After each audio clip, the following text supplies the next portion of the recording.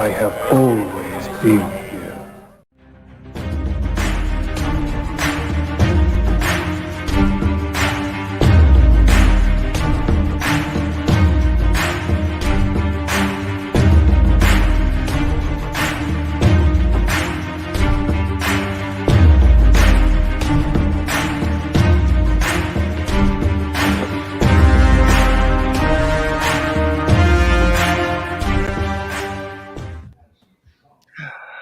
Greetings and good evening, everyone, and welcome to the Ambassadorial Wing.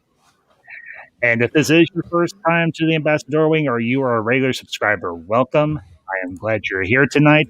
And before we get started, make sure you smash that like, hit that share, and if this is your first visit, hit that subscribe button. That all being said, tonight, it has arrived. It has begun. Zack Snyder's Justice League is upon us. And I want to introduce my two friends here, Aaron Entertainment and Zod Rider, and we might be expecting a few more Snyder Cut fanatics before the night is over. And gentlemen, thank you for being here tonight. Thank you for having me. Appreciate it. Always, thank you for having me too. Aaron, absolutely. Gentlemen, I am so pleased that you all decided to join me this evening, and we are going to spend some time and we are going to break down Zack Snyder's Justice League. And I know for many within the Snyder Cut community, many that I call friends, this is the culmination of a dream, of a campaign, in some ways maybe a crusade to bring a man's vision to the world. And you all did it. And tonight, we are going to discuss it. We are going to break it down, and this will not be the last time we talk about this movie. I guarantee you that. Well, I noticed on your thumbnail it does say part 1, so we obviously because there is no way we can break down a 4-hour movie in one stream. So this will be at least a 3-part series, at least. So, gentlemen, that all being said, I yield the floor. Let us begin.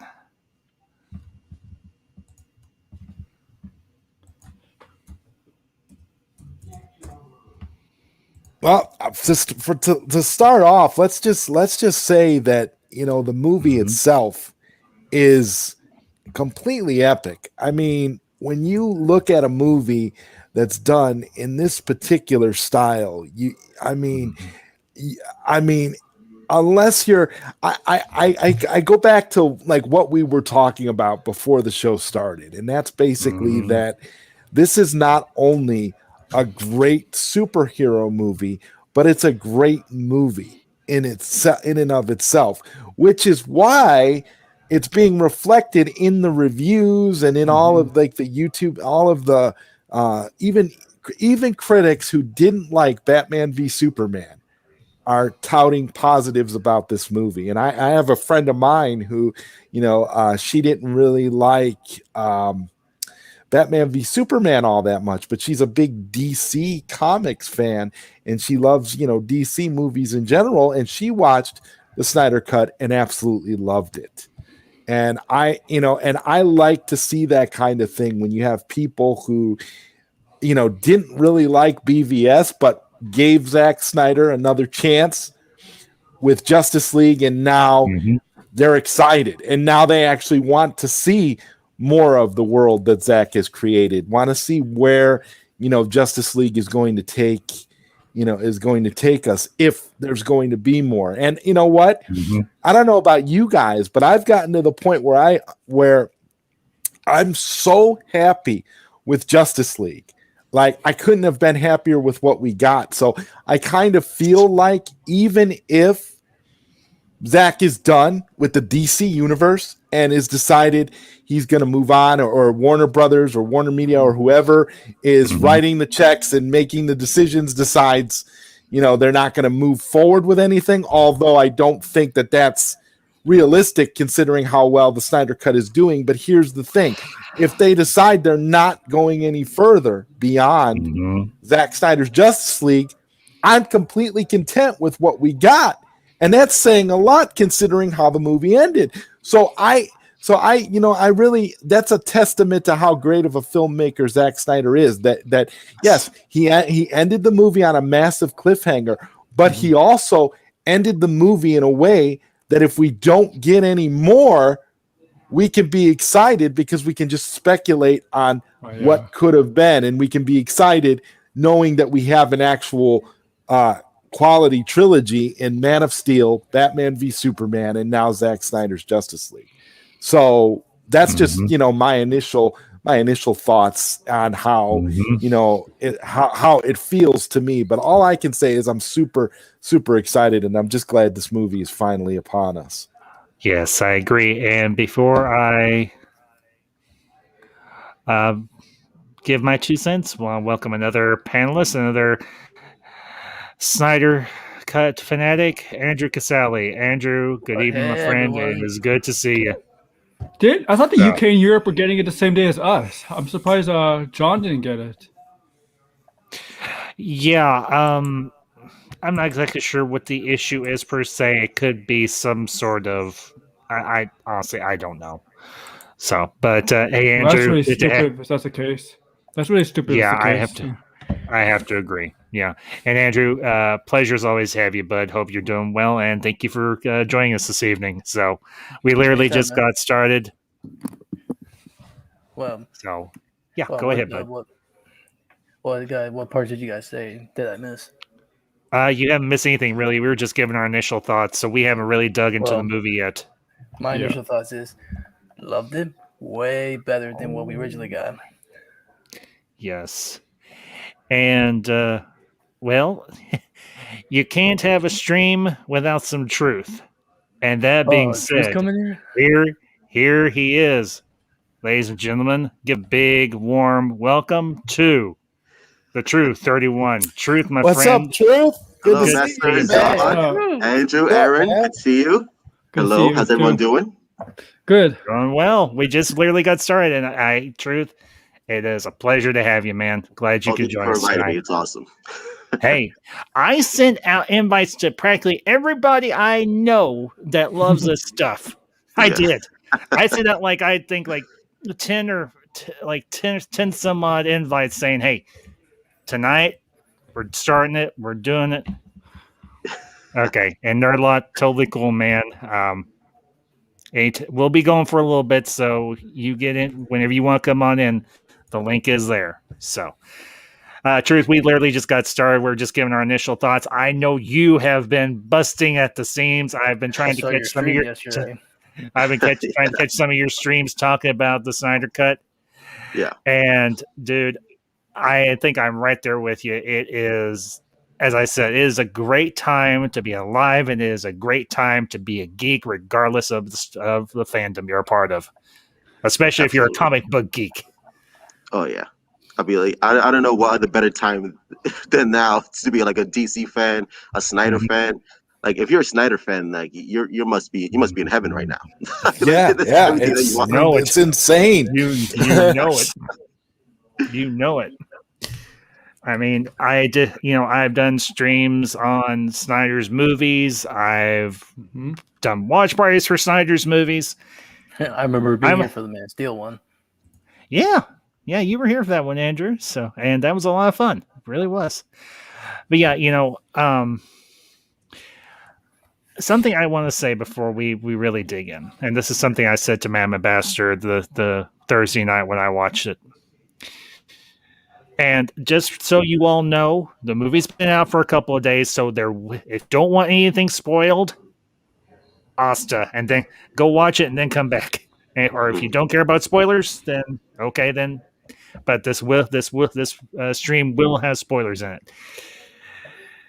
There's a shot when they're digging up Superman's body, and there's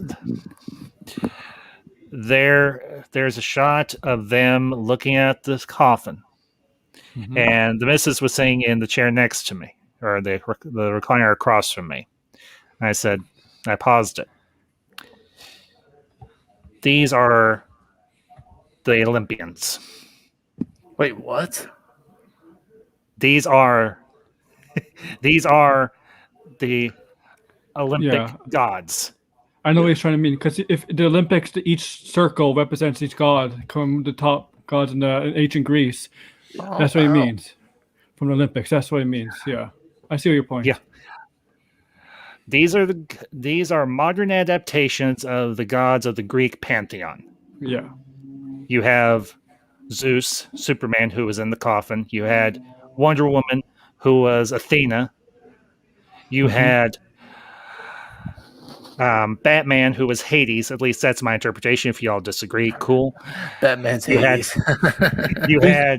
you had Flash, who was Apollo, and you had Cyborg, who was, you could even make the argument for Prometheus or Hephaestus. Zack Isn't Prometheus Snyder, a titan? Isn't Prometheus a titan now? Or is he a god? he was a god, Okay. but I was like, Snyder has done something here that we have not seen. He has taken Prometheus. I was ancient going to say myth. Prometheus is also a DC villain, right? Prometheus is also a DC villain, but not in this universe. No, not in this particular universe. But Snyder has taken the ancient Greek pantheon and conceptualized it for the modern era, and he has done it with the Justice League. Nice. And he has done it masterfully. I don't know what you Operatic. fellas think about that analysis. I agree. Yeah. Like the DC characters have always been known as the modern gods. Yeah, And the fact Greek that gods. Zack Snyder is probably the only director who's actually treated these characters like that. And it makes sense. If we're going to place these modern gods in a realistic world, this is how it would play out. And that's why I respect it. I think that's why some people have a hard time acknowledging that or trying to, really understand what Snyder was trying to do. But if you look at Man of Steel, BBS, and Zack Snyder's Justice League, you understand, you get a much clearer picture of what Snyder was trying to do with this story. And I think that's why so many people are behind this film a lot more than Man of Steel and BBS, because they know they now have a clear path and clear understanding. It's like, oh, okay, this is what Zack Snyder was trying to do with the story. And it's incredible to see what happens when the studios come in and completely butcher everything and mess up the story. Truth. Just to piggyback off of what you were saying, I find it amazing how so many people that didn't like Man of Steel or BVS are embracing this movie. Yeah. And you know what this shows? This shows that honestly, if they would have just given Zack Snyder the time that he needed to establish the groundwork for what he was trying to do, they wouldn't have had a problem. That we would be getting so many epic movies, and the DCEU would be in such a beautiful place right now. Everybody always wanted, one of the most common things is they always talk about Superman and hope and optimism. And the idea is these characters have to get to that point. So if you want Superman to be the Superman that you to be the traditional Superman, you have to allow Superman to be on an arc and get to that point. Look at what Zack Snyder was able to do in this 4-hour film with Cyborg. Look at the amazing way he was able to develop the character and establish the mythology of Cyborg on a level that is just as great as, say, Superman, Batman, and Wonder Woman. It's incredible to me what he was able to accomplish. This movie earned every moment of the 4-hour runtime, and it didn't even feel like 4 hours. So that's what my dad said. It's insane. My dad was literally in awe watching this last night. Yeah, the 4 hours was needed because, like you said, Zod, it gave time for the characters to breathe. There's no way in hell this movie could have been 2 hours. There's no way. It would have been impossible. 3 hours, maybe, but the fact that It's 4 hours, and it just breezes so quickly because the pace is like boom, boom, boom, boom, boom, and you're invested with the characters. You care about each and every one of these characters that Chris Terrio wrote and Zack Snyder directs. It's perfection the way he handles all these characters, and they treat it so well. It's like yes, this is what I want to see. This It's is what kind of like back in you can almost look at this movie and kind of see why they had to make Justice League so drastically different, And because bad. this is on an entirely different plane of existence. This movie, it's like they were. You could tell that they were all with. You talk about rushing to like try to catch up with Marvel, which this movie, Zack Snyder's Justice League, is in its own league. It's on its own pantheon. Like there's no reason for DC, when you see a movie like this, to even have to try to compete with Marvel, because they're already ahead of Marvel. There's so many levels, intellectually, story-wise, just character development. They're already so far ahead of Marvel. If you look at Man of Steel, Batman v Superman, and now Zack Snyder's Justice League. If you take these three movies, if you take this trilogy just as a whole, one big trilogy you can watch. It's amazing. Like it already puts everything to shame that Marvel has ever done. If you want to compare it, it's like DC is already ahead of the game in terms of where these characters are. And if Warner Brothers would have just left Zack alone, I think it would just be, it would be a much different conversation, because you can tell by all the positives, all the positive reviews that Zack Snyder's Justice League is getting. 97% of general audiences. It's audience, insane. but the audience, it's so good. The critics still give a good percentage of Rotten Tomatoes, and I agree with you. The Marvel thing. Look at Black Widow. She's getting a movie that's supposed to come out obviously last year, but it's getting out in May. And how long has Black Widow been in the MCU? Since Iron Man 2. She's getting a movie now.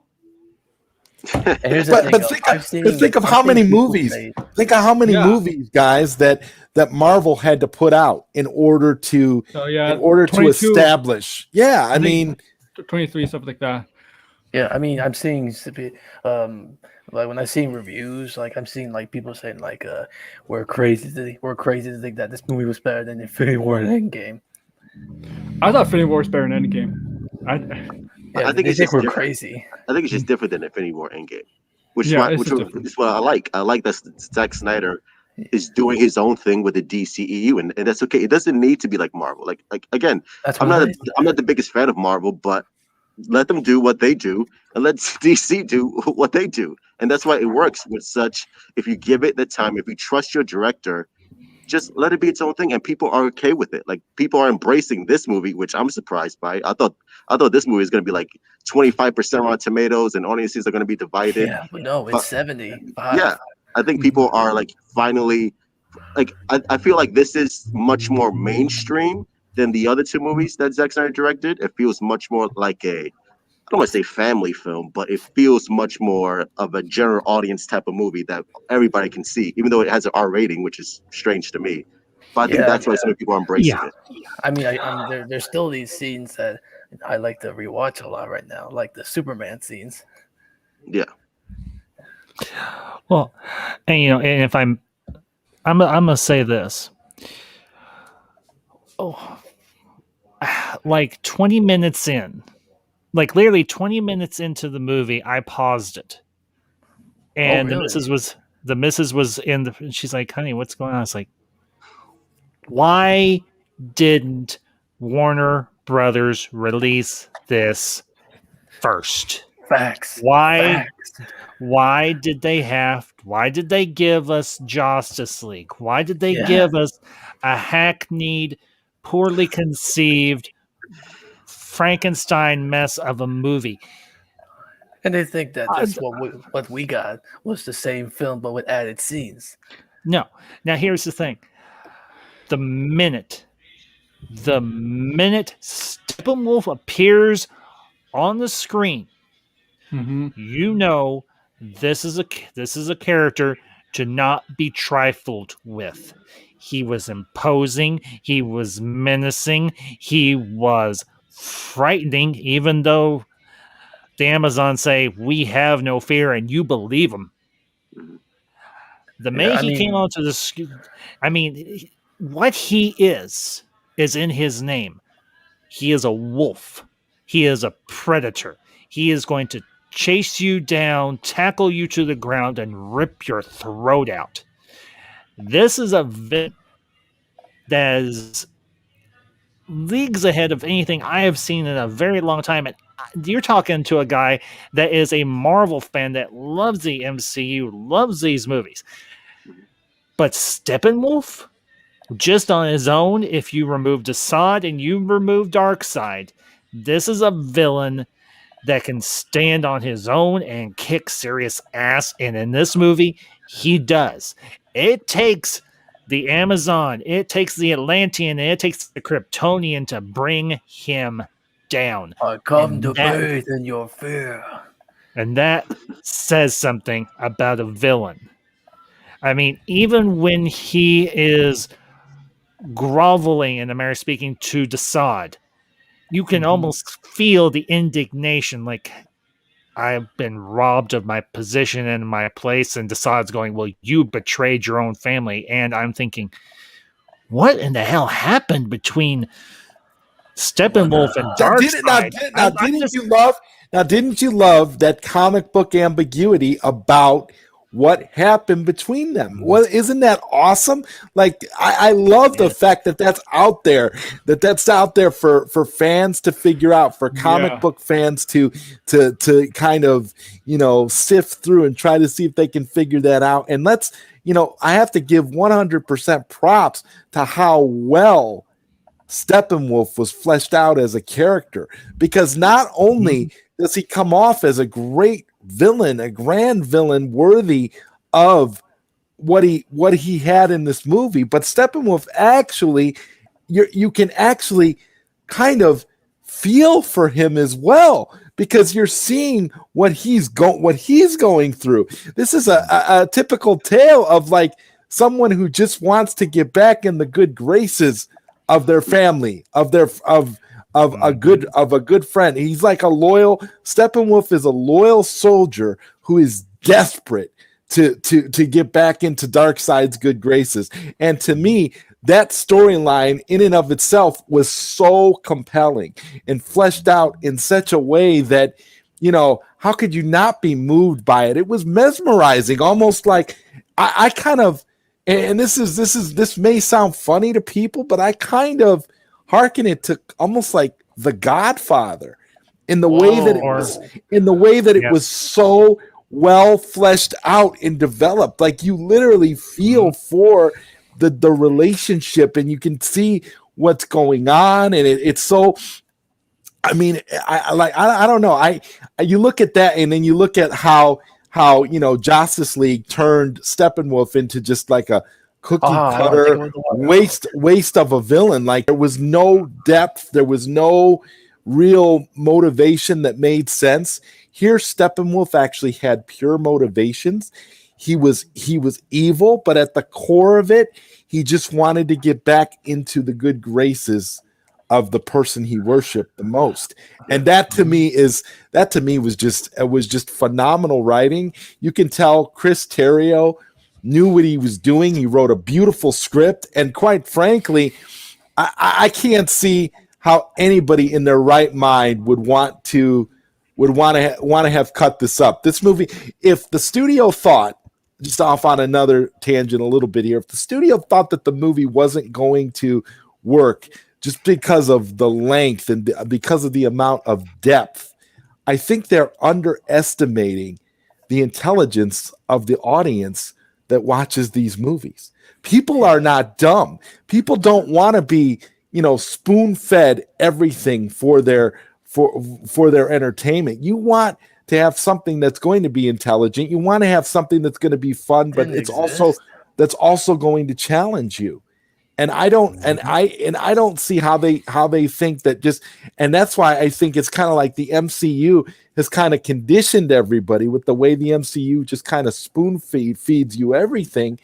And we don't need this. That's the problem with critics, and that's the problem with some fans. They've been so conditioned by what the MCU has done for the 10 years that when you get something that's intelligent and something that actually challenges you as a person, it's scary to the studios.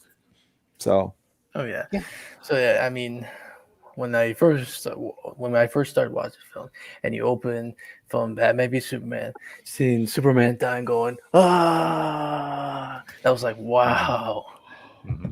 Yeah, I loved it. Like the first 15 minutes establishes the world immediately. It's like, oh, okay, this makes sense. Now I know why the motherfuckers came, why the parademons are here, why Darkseid's here.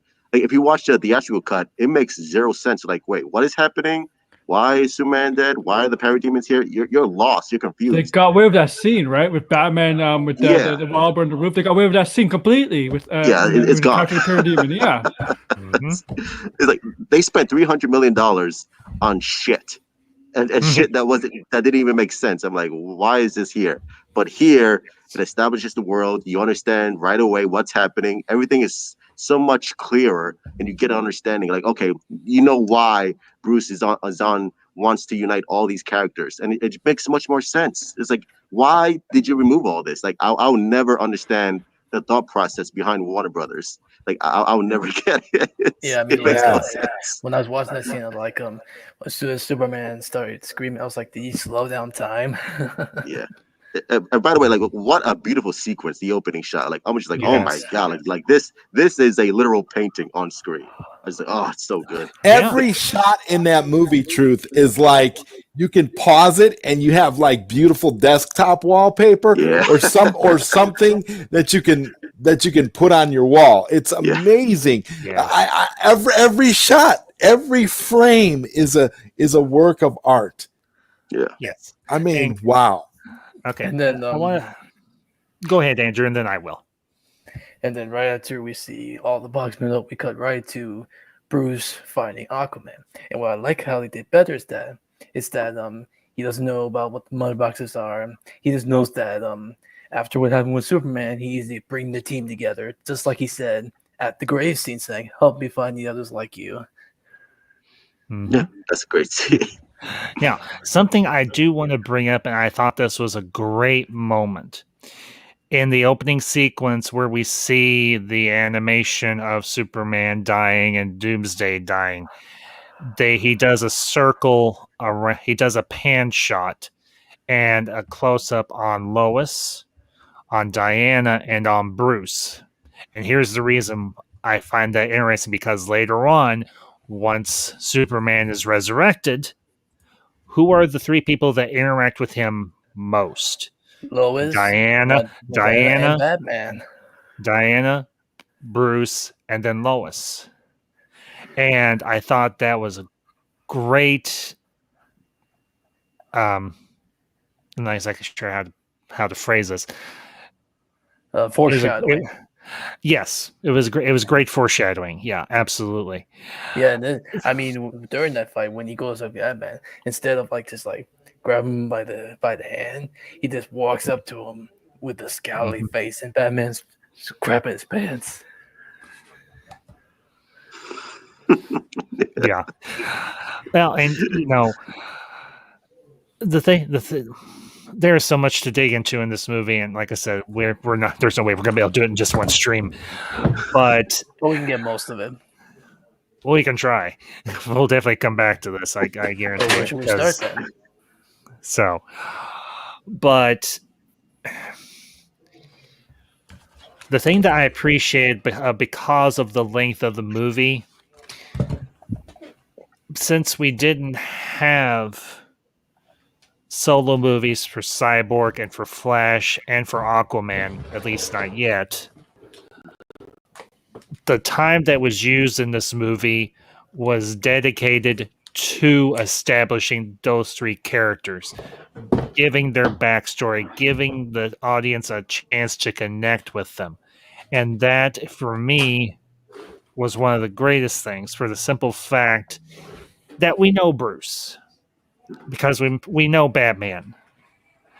We knew Diana because she had already had her own solo movie. We knew Superman because, well, Man of Steel and Batman versus Superman. But we hadn't had a chance to spend any time with Victor or with Barry or with Arthur. And I think that's one of the reasons why Snyder made this thing 4 hours, because he wanted to give not just the full story that he was trying to tell, but he wanted the audience to be able to connect with these new characters. And he did it exceedingly well in a matter of maybe 15 to 20 minutes for each character. And then, of course, you have them interspersed throughout the film until the whole team coalesces there in that tunnel underneath Gotham Harbor when Right. they're rescuing the other scientists from Star Labs that Steppenwolf has kidnapped. And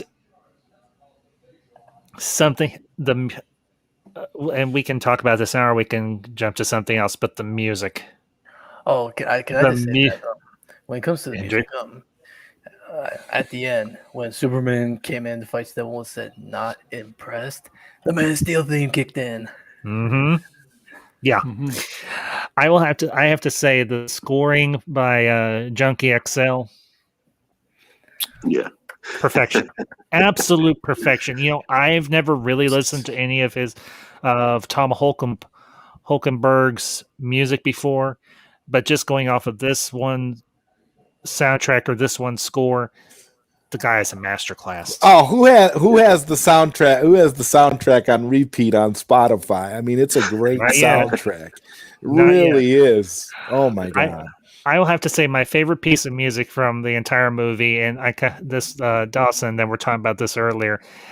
There Is a Kingdom. Oh, Yeah. I love that. I love that piece of music. But can I just say that Go ahead, Andrew. Is it me, or there's a way too much of that echoing hi for Wonder Woman? That's a little too much of that. No, I loved it. Well, that was awesome. I thought it was great. It's what they're once again underscoring the fact that Diana is a god. She's a modern god, like the truth has been saying. These are modern gods. So you got to take Diana and look at her in that epic majesty. That's what Zack Snyder was doing with that. He was giving majestic, honors to these characters in ways that we've never seen before, in ways that these characters should have been treated from the beginning. And it's like the only director to ever do it with the DCEU is Zack Snyder. Well, So I also did like the music where Flash is running back in time at the final battle. Oh, now here's the thing, and I imagine most everyone here picked up on this. If you didn't, that's cool. But the thing that Snyder was doing was he was establishing a tonal or a musical connection to each character. So you had what they call the ancient lament for the Amazons and for Diana. And you had various other pieces of music that were a tonal cue for each character. And I thought that was a very nice piece of editing or scoring that Snyder decided to put in there. He's like, okay, Tom, here's what I want you to do. For every character, they get their own little musical cue. And the guy was able to do it and do it effectively, because anytime Diana went into action, you got that music that ain't what they call, if you've had the subtitles up when you were watching it like I did, it was called The Ancient Lament starts playing. Oh, and especially during the whole Themyscira assault by Steppenwolf and the Parademons. And can you say, kicking off a movie with a great action set piece? I mean, oh my freaking heavens, that was absolutely epic and brutal, and just you talking about the Amazon fight? Yes, on Themyscira. Okay. And what's this? That gave me echoes of Gladiator and 300. That's Yeah. what came to mind when those Amazons were fighting. And let's be honest, that Amazon fight alone, that the scenes on Themyscira alone were awesome enough for their own movie. Like I would love to watch. I would love to see a movie about the Amazons on Themyscira, and that's how great of a job Zack Snyder did with that material. It's wonderful. It's like night and day when you look at that, and then you look at the watered down, whatever you want to call it, rendition, like the karaoke version that we got in Justice League. It's like I don't know. It's like taking Lord of the Rings and then trying to turn it into like a spoof movie. Like what was the spoof movie Meet the Spartans. Meet the Spartans. Oh, yeah. 300.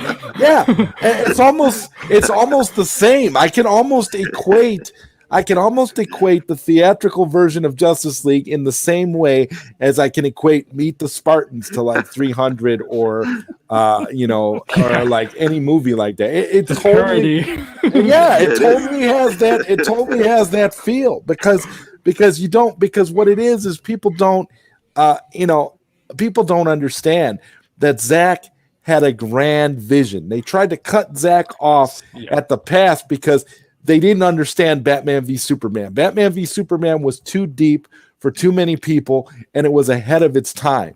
And that's what it was. People didn't know what Zack was really trying to do. But now it's funny to see some of these same people do a whole 360-degree turn when they see Justice League, because now they get it. Now they understand what Zack was trying to do in the first place.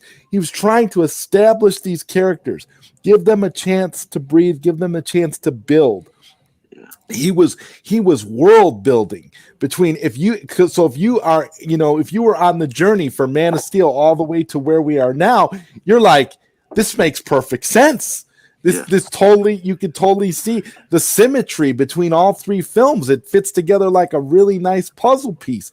And like, I don't see how, when you see all the positive stuff that's coming out now and you see all these people kind of eating crow and talking about how great the Snyder Cut is, it makes you realize that, studios need to start embracing the IPs that they control. They need to realize that, hey, look, just because we're not Marvel, we need to embrace where we are and embrace what we have, because we have, like Truth 31 says, modern gods, and we can, we can make the most out of these stories. There's so many epic stories that can be told with these characters.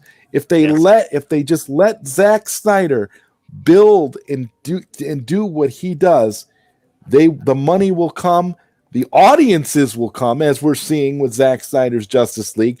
The hype is going to be there, and the success and all the notoriety that they're looking for will be there. And they just have to be a little bit patient. And I would say that if you look at these three films, I would say they should be happy with the results overall.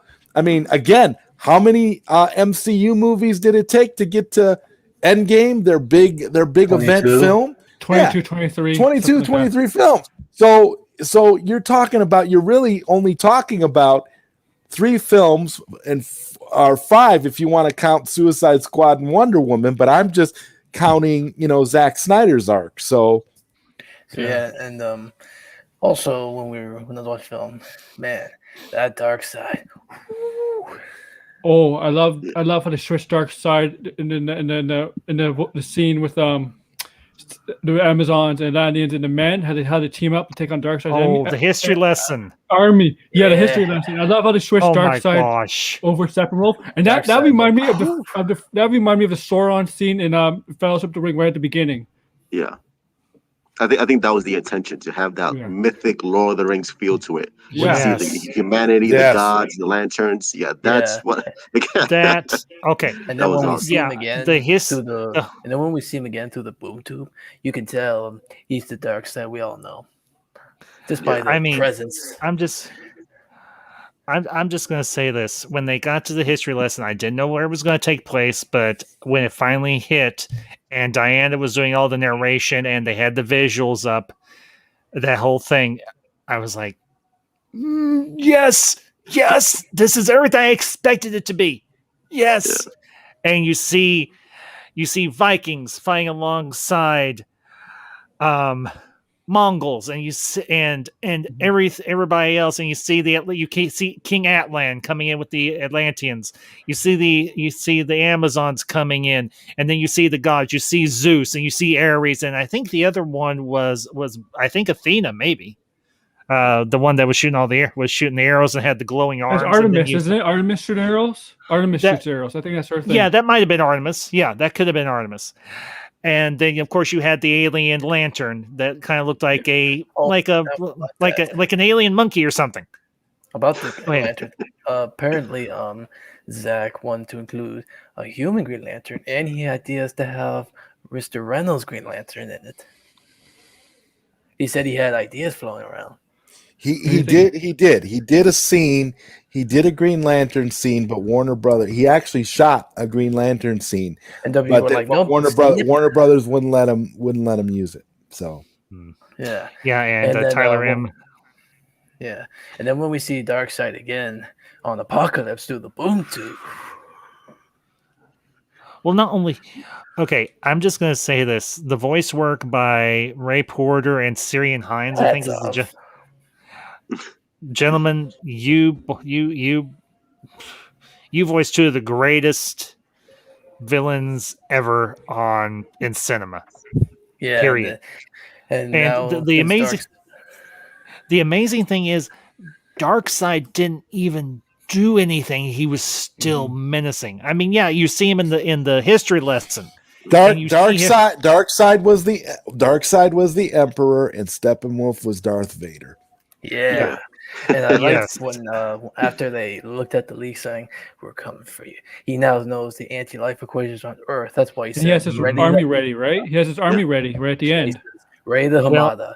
Prepare the Armada. We'll do it the old way. And I'm guessing the old way is they're going to have to travel through space, and however far away Apocalypse is from Earth, it's going to take them a while.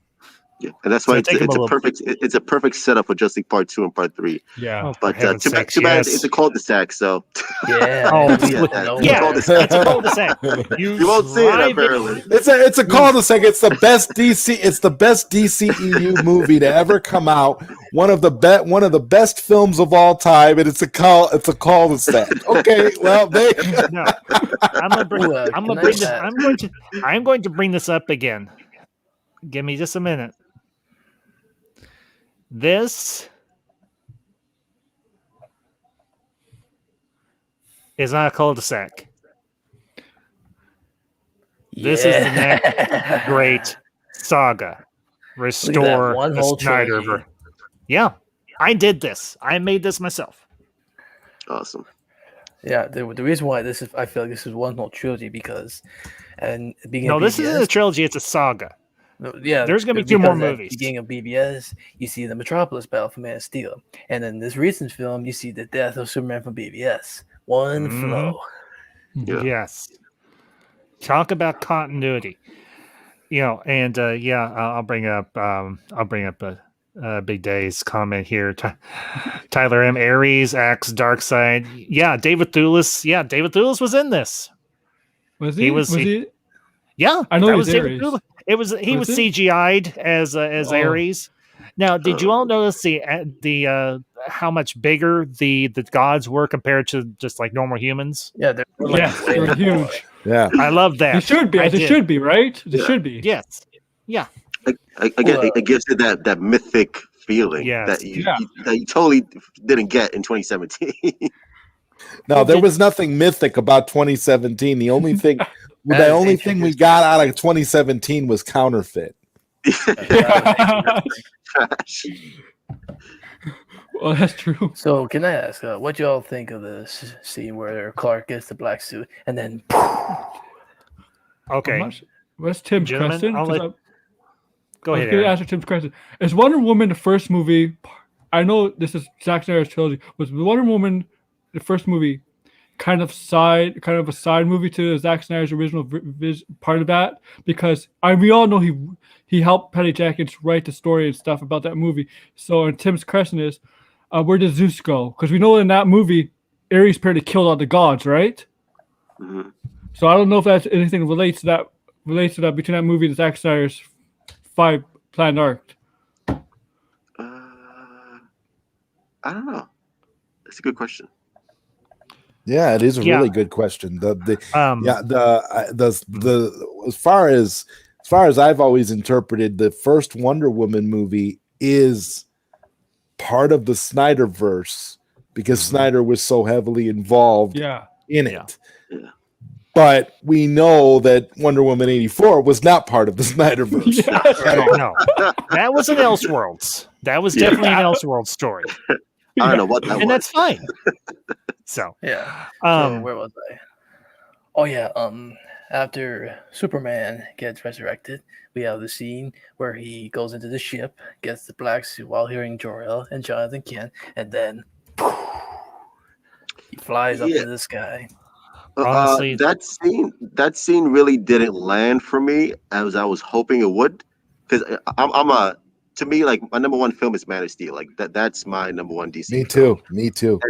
And the first flight scene is such an iconic scene. Like the build up is incredible, and I didn't get that same feeling with him wearing the black suit and the first Flight 2.0. I didn't get it. I felt like it was kind of just breezed over. There was no build up to it. There was nothing like, oh my god, like this is what I wanted to see. It just kind of like, oh, you got the black suit, he flew, and then that was it. I was like, oh, okay. Well, you were saying like I thought there was gonna be he more to wanted this. to fly around.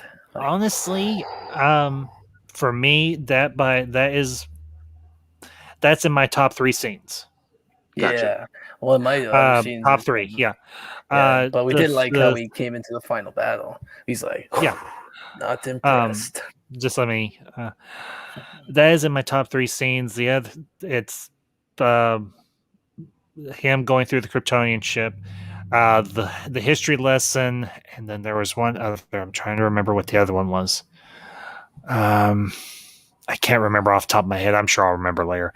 But the reason why I love that scene as much as I do is when he's walking through the Kryptonian ship, and you hear the voiceovers of Jor-El and Jonathan, his 2 fathers. Yeah. And very much you hear their voices echoing, and you can almost feel like he hears them as he's walking through the wreckage of the scout ship. It was almost as if both of them, and in that scene, both Jonathan Kent and Jor-El were together at that moment, almost as if they knew they were both communicating with their son at that time. And that's kind of how it felt. It almost felt like they were having a dialogue together, and then they decided to talk to Clark.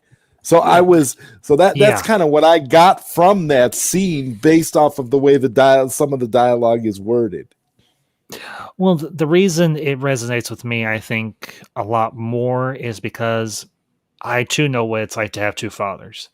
And because, as most of you know, I'm adopted. And I didn't ever get to talk to my biological father because he died before I ever found out I was adopted. But the father who raised me, the one that I call my dad, he was a very important person in my life, and unfortunately he was taken way too soon, much like Jonathan was for Clark. So I can understand what you're saying, and I'm not going to begrudge you that whatsoever. It's not a terrible scene. I'm not saying that. No. But Tim, thank you for putting that in there, because the other scene, my other favorite scene, is actually when Silas leaves the tape recorder, and when Cyborg at the end of the movie reconstructs the tape recorder that he smashes, and he listens to the rest of his father's message. That, for me, right there at the end, was my favorite scene, my 3rd favorite scene in the film. So, after what I said about the Superman scene, the way they brought Superman into the final battle, man, was awesome.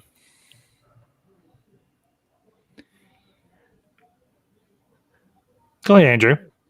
I mean, like, and he's about to act Cyborg, and then he comes in and says, "Not impressed." Mhm. And then you got the Man of Steel theme kicking in while he's fighting them. I I gotta love the way say, this Superman just comes in and just whoops Steppenwolf. like Yeah, not and even a once- joke. Well, no, Once let's. Superman came in, it was over for Steppenwolf. Steppenwolf had a very, very, very brutal death. yeah, If you think about it, I mean, he was being pummeled so much by the League. By the end of it, I actually kind of felt bad for the villain. I'm like, wow, how can you do poor Steppenwolf like that? I mean, the guy, it was like the Justice League was completely merciless. I mean, when you think about it, and then when Wonder Woman decapitates him, it's just kind of like wow, we knew it was coming. We knew it was coming because Zack had told us ahead of time. But to actually see it on screen, Yeah. for me, it was like wow. I mean, it just it hit you. It's like, oh my god, she actually did it. She actually hacked his head off. And I'm like, you see, that's what it is. That's a complete contrast to the Wonder Woman we got in Wonder Woman 84. I sit there and I say to myself, Zack Snyder's characterization of Wonder Woman would decapitate Wonder Woman from Wonder Woman 84, because Wonder Woman from Wonder Woman 84 is so weak and defeated in comparison.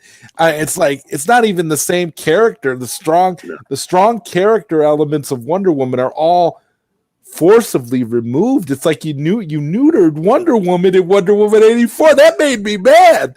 That scene, that you seeing Wonder Woman in Zack Snyder's Justice League and how completely just awesome and badass she was made me hate Wonder Woman 84 even more. Yeah.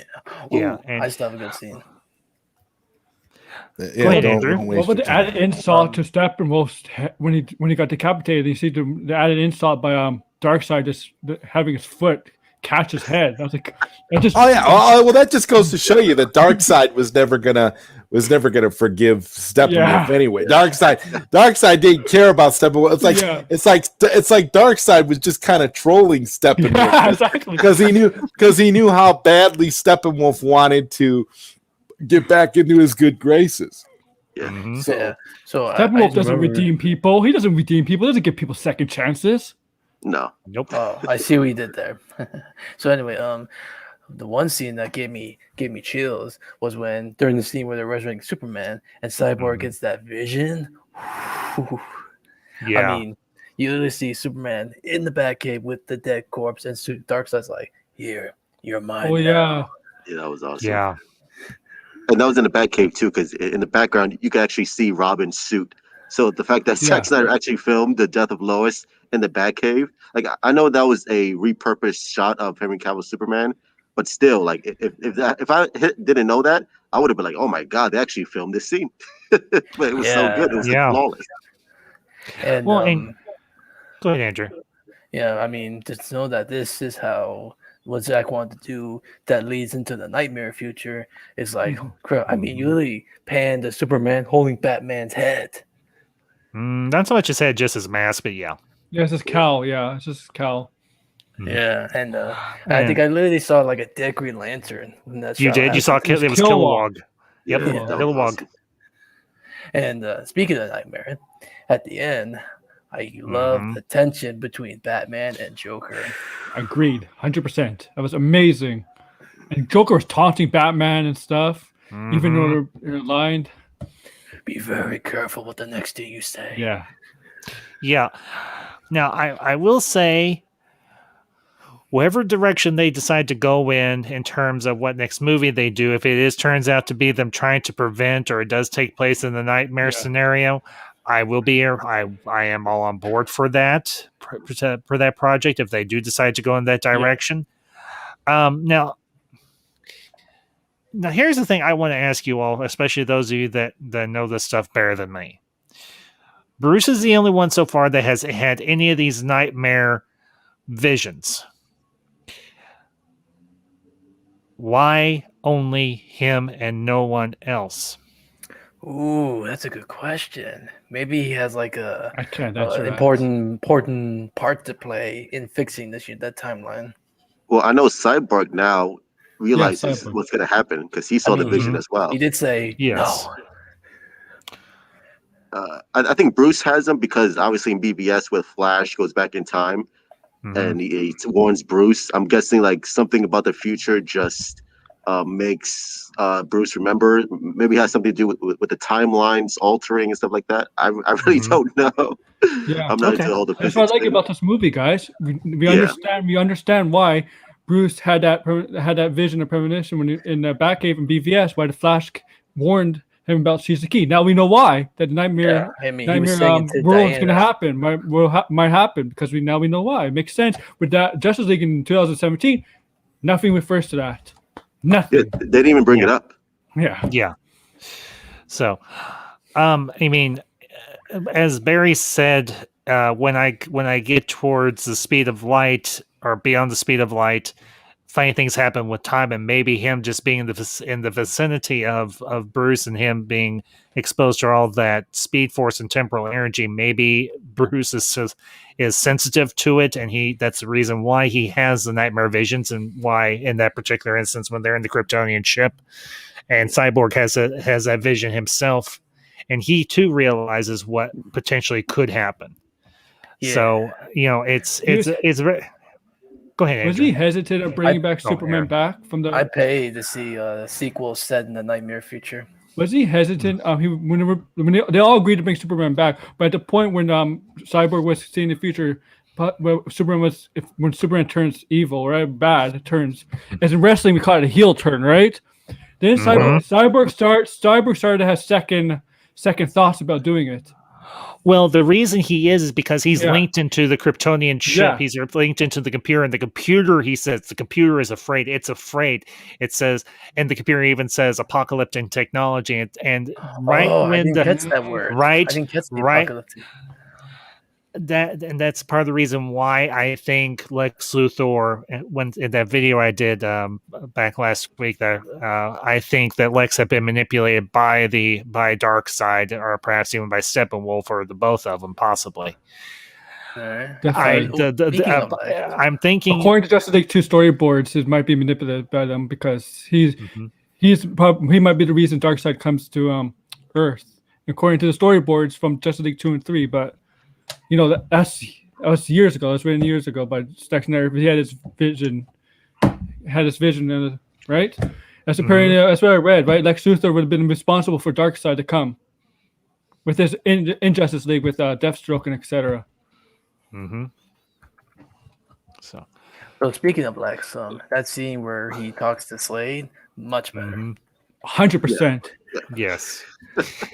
He's and like, did you notice all his bodyguards were women? Yeah. Yep. Yes, I did. And okay. Well, that's typical Lex Luthor. Yeah. Well, not only. I think this was something Zack did. Did you all notice that their uniforms were similar to what the female Kryptonian wore in Superman 2? You mean Ursa? Anybody? Did anybody pick up on that besides me? No, I did not. Oh yeah. I'm sorry, man. Yeah.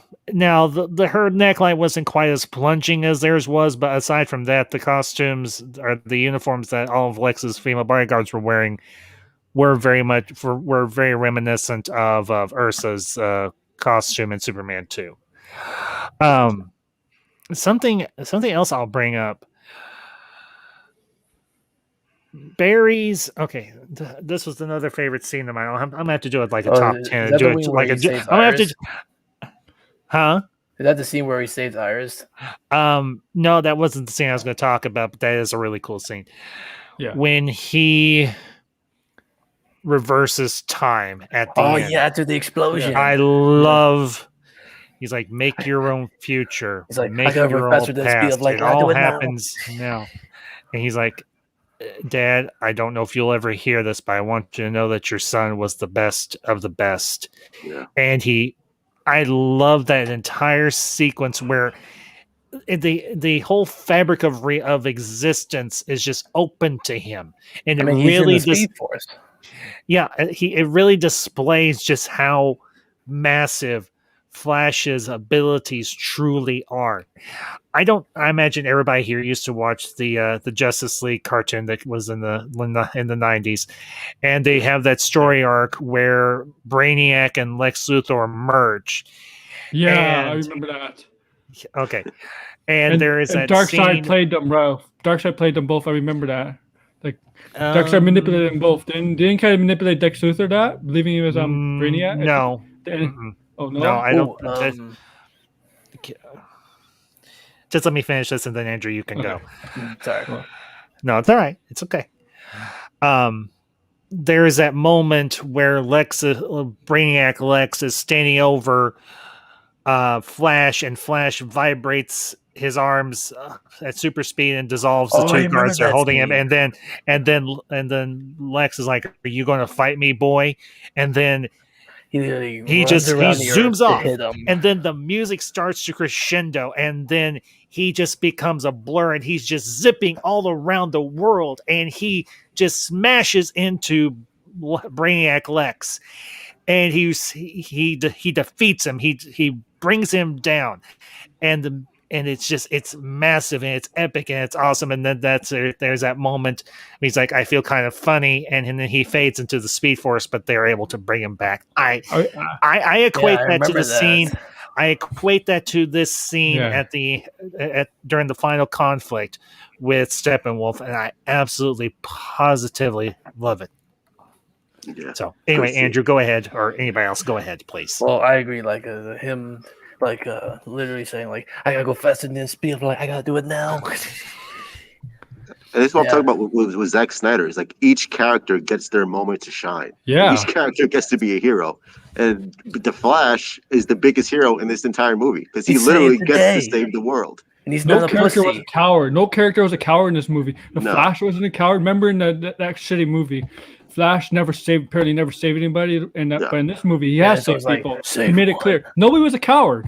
No. Cyborg wasn't a coward. Flash was a coward. Nobody was scared. I mean, Flash was confident. Yeah, Flash was confident. It's like, was I watching the CW Flash?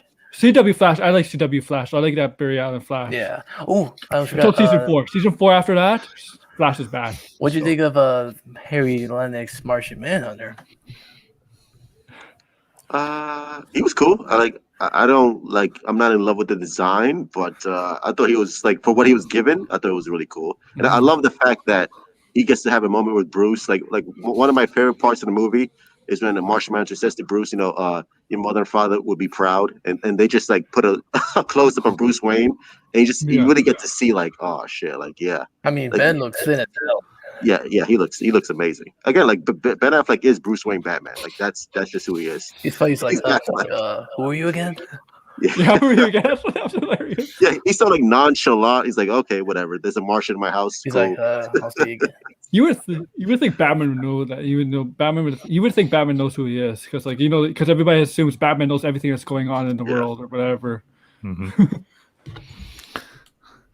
Well, honestly, yeah. I will say the two scenes that we get with Martian Manhunter, I did really enjoy. I did like his interaction as Martha with Lois, and he's trying to get her back out into the world. And I really enjoyed that scene, and I picked up on the little subtle cue that he wouldn't drink the hot tea or hot coffee or whatever it is because he mentioned it. Yeah, heat is his weakness. So I was like, okay, I know he was supposed to appear somewhere and appear as someone, and then I noticed he didn't even touch the cup or take a drink because Martha would have. The real Martha would have. 100%. And what else? So let's see. So like I was saying, the scene with Lex and Deathstroke, that really did set up Ben Affleck's solo film. Oh, based on Arkham Asylum game, Arkham Origins game. That's what the series. You play those games. Any of you play those games? I have. Yes. I have. That's what the Ben and Joel wanted to base the movie off. The Arkham Origins trailer. Game. The one that Arkham Origins and stuff. That game is I would amazing. pay to see that. Yeah. I mean, to think we could have gotten Batman versus Deathstroke, a battle of brains versus brawn. That Well, would've been awesome. technically, Oh, if Deathstroke you has want, brains too. This don't underestimate. He has brains too. let's Oh, be yeah. Andrew. Let's be fair here. Batman or Bruce Wayne and Slade Wilson both have brains and brawn. They're Yeah, both equal in that way. Oh, okay. Deathstroke could beat So- Batman. Deathstroke could kill Batman. He Hey, guys, potentially could. In the comics, he has killed superpower beings before. Yes, he has. Well, yeah, the thing that's to right. remember is Batman's not even a superpowered being unless you Exactly. get. Yeah. Hey, But you know how after last night when I watched this film with my dad, and my mom was right now, and she says Darkseid looks like Doctor Doom. My fan theory that Deathstroke joins Batman's team in the Nightmare Vision. He probably has kids because in the comics he has like 3 kids: Jericho, Joseph, and Rose. Perhaps something happens to him. Superman kills his kids, and maybe that's the reason he joins Batman's possible. rebellion or whatever, or resistance. Because even though Deathstroke's not really a good father, he still loves his kids. mm-hmm. And I I love get the fact that. that they're forced to work together in the Yeah. Nightmare timeline. Like the fact He's that like, Batman you is think it's a forced good idea to bringing work him with along? Joker.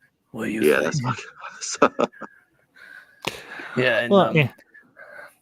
and speaking of that, when you saw Superman land down, it looked like he would reuse footage from BVS. I mean, no. when he came up, with his heat vision. No, not really. I thought that was a. I think that was an original shot, probably, or But I did an like original when you say effect or that whatever. adding continuity. Flash's suit in Nightmare Future is the exact same one where he yells, "Lois is the key." Yeah. Yeah. Yes. Mhm. yeah, it has to be. So BBS, it's the same continuity. That's Yeah. why we said It'd be like different. I would love It'd to be weird see if it was a different suit. I would love to see a McFarlane figure of that suit of No, of the Flash of suit. him in that suit. That's Yeah, of him in the Nightmare Future suit. That would be awesome. I would I even just love want to to see know a why there's Joker. I just want to know why there's no McFarlane Wonder Woman figure yet. Well, they've done several already. I mean, they did Yeah, one but for the original Wonder Woman. They did one for Wonder Woman. They did a couple for Wonder Woman 84. So it could very well be that they feel that the design wouldn't be that distinct to really. It doesn't warrant doing just another figure for Yeah, just that's for the probably sake of it. I think they'll So- make one. I think they'll make one down the line. Maybe. Because maybe. Wonder Woman 84 just came out and they already had some figures for that movie. So I can see your point. So, well, not to mention they did figures in the McFarlane line for the original Wonder Woman movie, and if you look at her design from the Wonder Woman to this Justice League, there's not that much variation. And the thing about the thing about McFarlane is he likes to put some Right. variation on his figures and everything. And I actually found the McFarlane page on Amazon, and I'm going to. I actually because- found one on Walmart too. I'll post it in the I did- private chat for you here. Yeah, I found it on Instagram. I think it might be the same one. Yeah.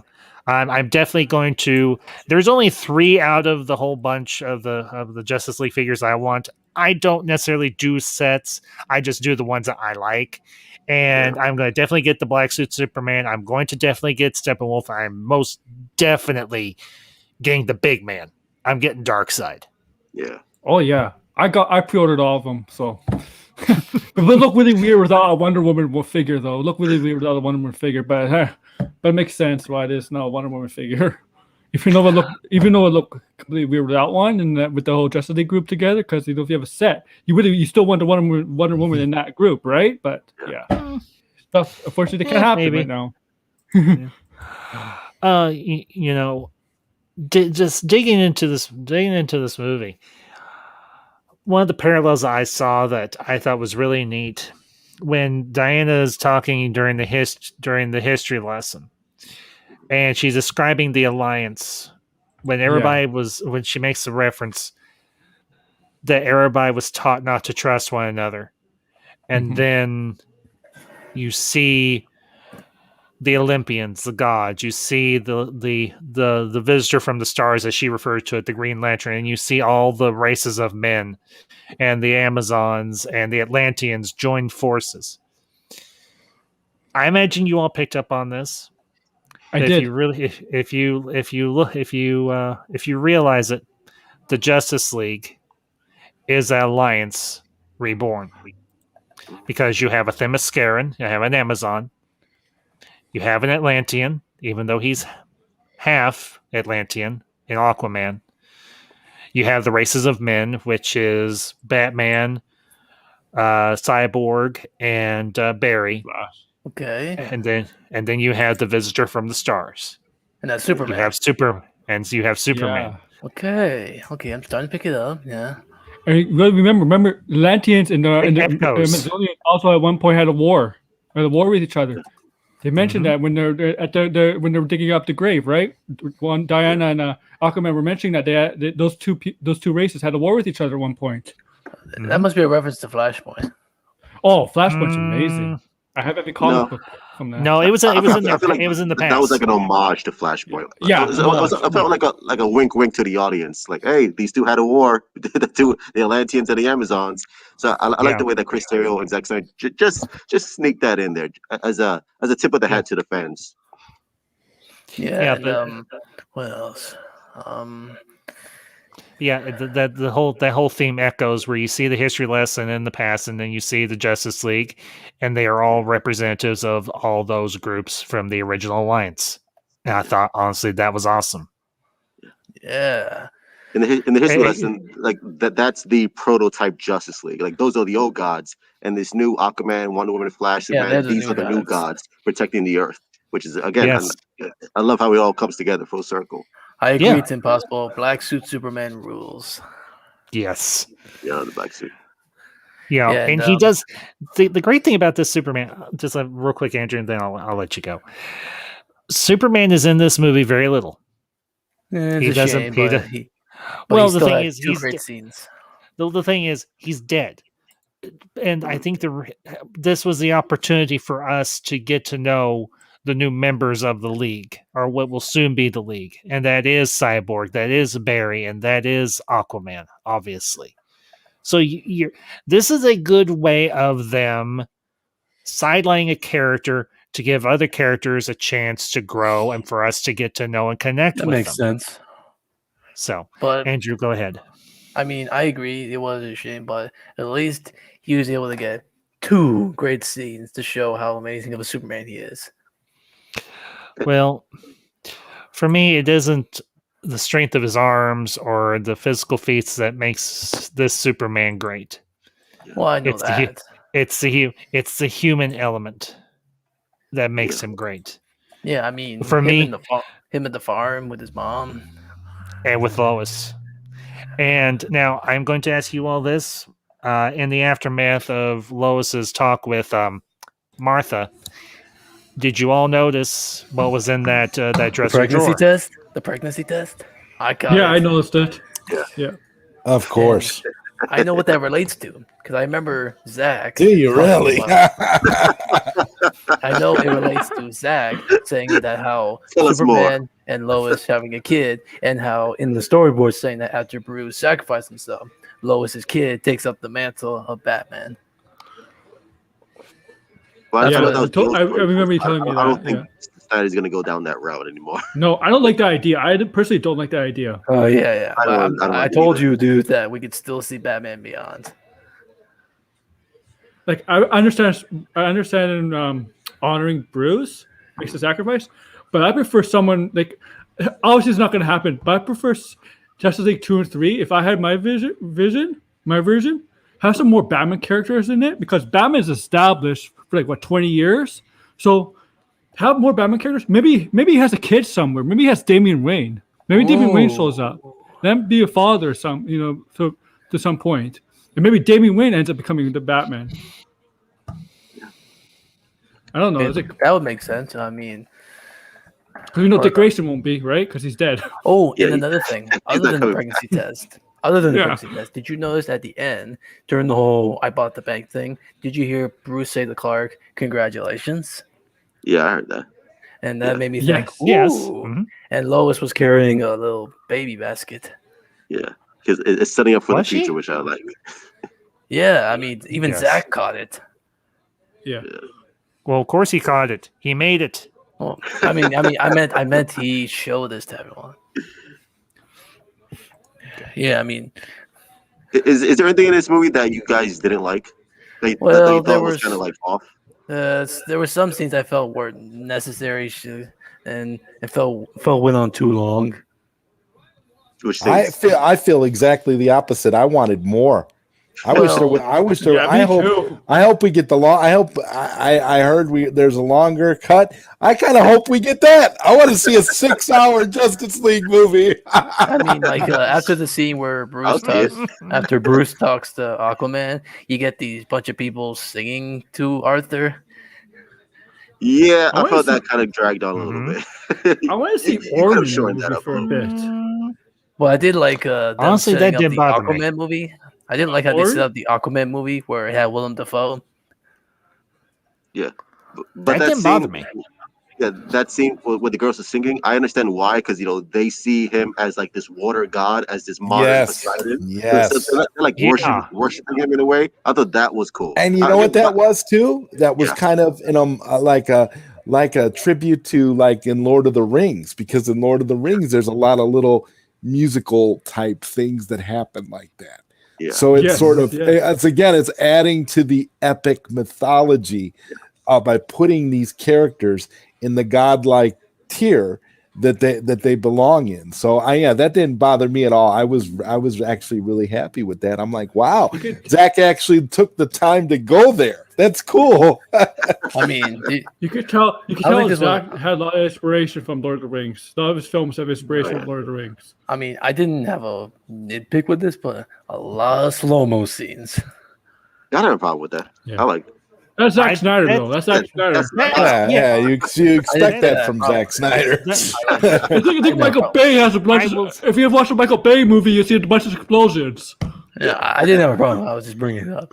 And And honestly, like, I Um, didn't notice the slow motion. I thought there was like less of it for me anyway. I didn't feel like it was a whole bunch of slow. Yeah, it did seem like Zach kind of scaled back on the slow Yeah. motion, and especially considering that it was a 4-hour film. So Yeah. oh, and I also Yeah. liked back in the resurrection scene.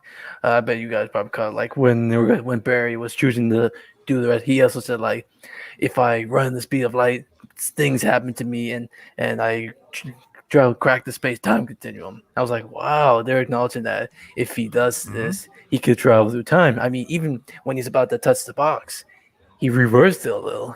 Yeah, he mentions the Speed Force in the movie. Yeah, Yes. I mean, Mhm. I was surprised. Yeah, he they added went I was surprised they right- kept the whole snack hole thing. That didn't bother me. Yeah. And Oh. I remember hearing this with Dawson saying that some of the stuff that was with Justice was actually done better, like the Kal-El no. Yes. No, that was terrible. That was still terrible, Snyder. I'm sorry. Kal-El, no. I just don't like that line. But I did doesn't like work. how either. I did like how different the heroes line the Kal-El no felt more in context in the Snyder cut, but it was still kind of like, one of those lines that like we didn't really need, but it was kind of one of those things. But it actually just goes to show how great Zack Snyder is by having that line in there, because it shows you that even a line like that is kind of a cringe line is better in the Snyder cut than it was in Justice League. So, I did like how Indeed. different the Heroes Park battle was. So when Everything was Superman better. kicking everyone's asses. Everything was better in this movie. Yeah. I mean, they did Um, keep Superman going. I see you, Flash. Do you bleed? That's gone. Thank God. And Batman saying, "Yeah, I think I'm bleeding inside," or something like that. Oh yeah, That's I knew stupid. that was never in Snyder's cut. I knew that. Yeah. I mean, No, but there's here's no one way. thing. The way they brought in Lois, I thought was a little bit odd, because I remember how like they wanted, like, you know how they say like Lois the key. I thought having Bruce call her the big guns showed like Batman's like 10 steps ahead, being smart, but instead she's just there. Yeah. And I'll bring up John's question here. Here's a question for y'all. Is there anything that was in the original Whedon cut that was Yes. changed in this version that you preferred the way The it was beginning. before? The beginning of the movie was cut out from in this movie. When, thank Batman, God. I said this before, the Batman rooftop thing with the thief and the parademon, that was cut out completely. Oh, did you like that rooftop scene? No, Yeah. I didn't like it. I like how this explained it. I like how this movie explained about the army coming, Steppenwolf and the Parademons coming. I like how this explained. That movie didn't make sense. In Justice League, that rooftop scene, people it was actually terrible if you think about it. Yeah, and because it makes Batman seem like a careless moron. Because you see that thief on the roof, and Batman is talking to Alfred, and he actually says, "Are you getting this, Alfred?" Right in front of the He's thief. like, So basically, the thief can find out how many people, can find, if he did some research, could find out who Alfred is in connection to Batman, and actually find out Batman's identity. That whole scene was so careless and cheesy. Like, it's careless writing. Thank God. Careless storytelling right there. Careless writing and storytelling. But thank God. The only thing I liked in Justice League was the "Come Together" song in the end credits. I kind of wish that the "Come Together" song, there was still a way for it to be a part of the Snyder Cut, because again, it was a collaboration with Junkie XL. So it essentially could have been a part of the Snyder Cut in some capacity. It's just a shame that it got wasted on Justice League, because it is a good song. I was glad that got the boot was, it's like your car keys. Oh yeah, come on. That was all Whedon. That was nothing. Snyder. Honestly, I like the fact that that post Resurrection, Clark does not speak much, and then when he does, Well, I'm talking after I'm talking about after they get away from the Heroes Park, and he's there on the farm with Lois, and he's like, "This is home." And she looks at him and she's like, "You speak," and he's like, "I didn't before." She's like, "No, you did. You're just you spoke." Right. The last in Justice League, she asked him. She said, "You smell good," and he said, "I didn't before." Oh, thank God that was gone. Whedon is obsessed with things like body odor and thirstiness. That's such a CW line. You smell good. That's just a CW line from Going Back from the Dead. You would say in CW. That's what somebody you would say in a CW show. You smell good. Yeah. Yeah. Oh, itchy. Oh, thank God that wasn't there. I'm reading this comment here, and Mir says, when the Superman came back, this version didn't have the Superman 78 theme in it. Not sure how I feel about it. Yeah. That's because that theme doesn't fit this Superman. Yeah. This is Snyder's Superman. Yeah. Mir's a good friend. And Mir, I don't know if you've gotten obviously you've gotten a chance to see it, so I hope you enjoyed it. I mean, I know I have. I'm definitely gonna be watching it again. Probably not tonight. I've been watching it since yesterday. But in the next day or so, I'm definitely gonna give it another watch. I've watched it twice, and that's the great thing about this is a 4-hour movie. I have dedicated 8 hours to it. Well, 8 hours and change, because I did take a break. I mean, I started my time. I started around 4 and I ended at 8. This is great about this, Chris. You don't have to watch it all at once. It's chapter based, so you could end at each chapter. It's like a TV binge watch it. It's like a TV show. You can binge watch it. Mandalorian's chapter based. That's true. True. But Snyder has become very well known for his extended cuts and for his long movies, because he understands long form storytelling, and he understands. I think the man has a true appreciation for the great classic epic films of the past, and even in the modern era, he understands that long form storytelling has its place in cinema. Yeah.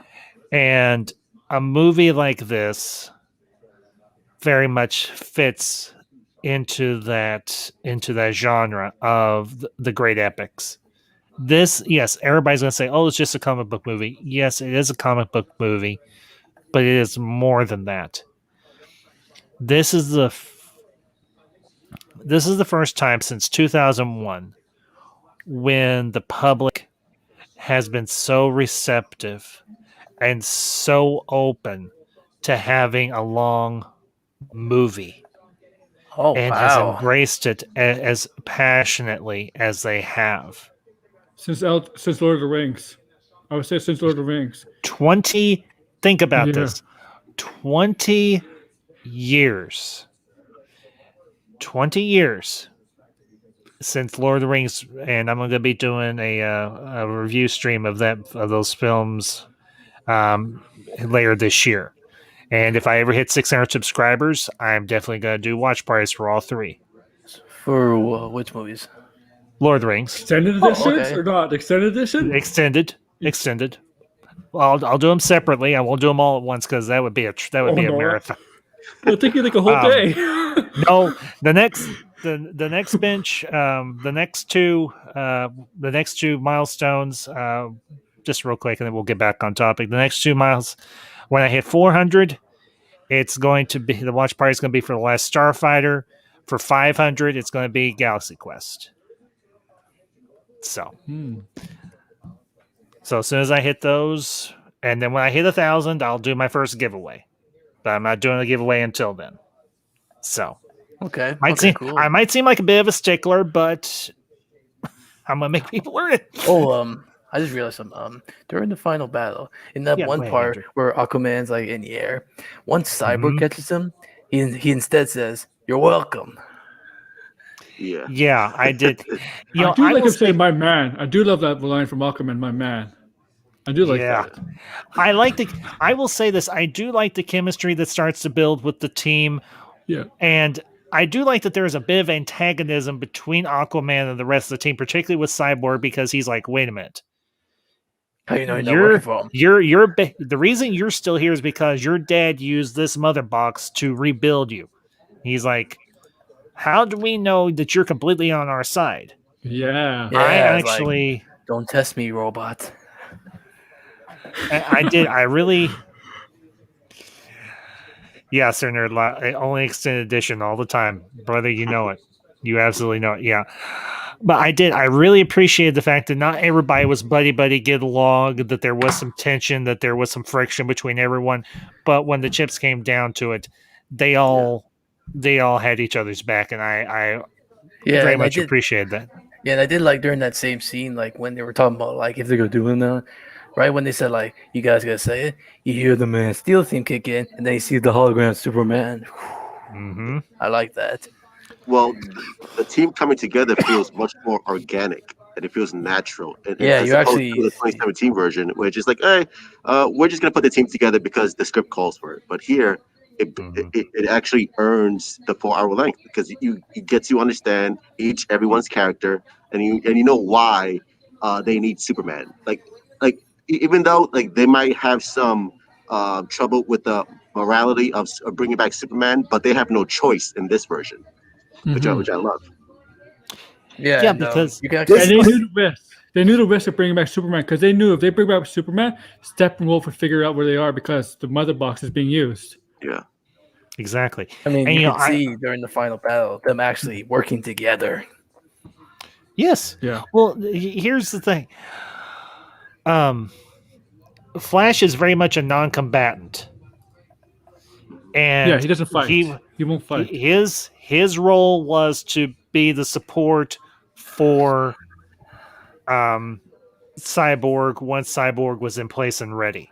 Everybody else was the combatants. You had Batman, you had Diana, you had Cyborg, you had Aquaman doing the fighting. And then, of course, eventually when Superman shows up, he does his thing. So I like the fact that the team dynamic worked. Now, I will say this, and I don't know how you all felt about it, but I actually think Snyder did this somewhat better when he had the scene of them all lined up, and you had them kind of that pause, Oh, the hero where shot. the hero shot and everything, kind Of of them on the at up the on the top of beginning the. from the beginning of Age of Ultron. Yeah. and So everything. you talking about the scene where they're standing on the tank? On the No, no, no, plane? no, no, no. I'm talking about during the battle, and you Oh have yeah, that. where they're running. You have them all lined up, and they're in Yeah. their action poses and everything. Oh I think yeah. I think Yes. Snyder did that shot better Oh than yeah. what Whedon did in Age of Ultron with that whole lineup shot of them going into battle. I loved. I was like, I didn't like I Ultron. I see didn't what like you that did. movie. I see what you did there, Zach. And even He's though I like taking like a it, stab. and Oh, even though I didn't think about that, oh. he's like see what I did there, But Joss. you have to See do that what? in a superhero team up, though. You have to have stuff like that in a superhero Not team all up the movie. time, but I think here it worked. It was good and Yeah. everything. And yeah, it could have been a little bit of a pod shot, but you know what? Considering everything Zach's been through, I'll let it slide. Yeah, and I did like that hero shot, but the hero shot that sold me was the one when they're standing on the chemical plant where Superman helped Batman up. Yeah, that shot, yeah. And that's the part where I went, okay, you're this god, you're this god, you're this god, you're this god, you're this god, you're this god, you're this god, you're this god. Yeah, instead of the whole weird plant stuff, it was the flying fox coming in. And yeah, I like the design of that troop carrier, and I like the fact that Cyborg or Victor was like it wants to fly, and Aquaman looks at him like, how would you know? He's like, so you can talk to machines. He's like, no, flying is its nature. Because he is part, because Victor or Cyborg is part machine, he can feel like almost like something inside a machine that is broken.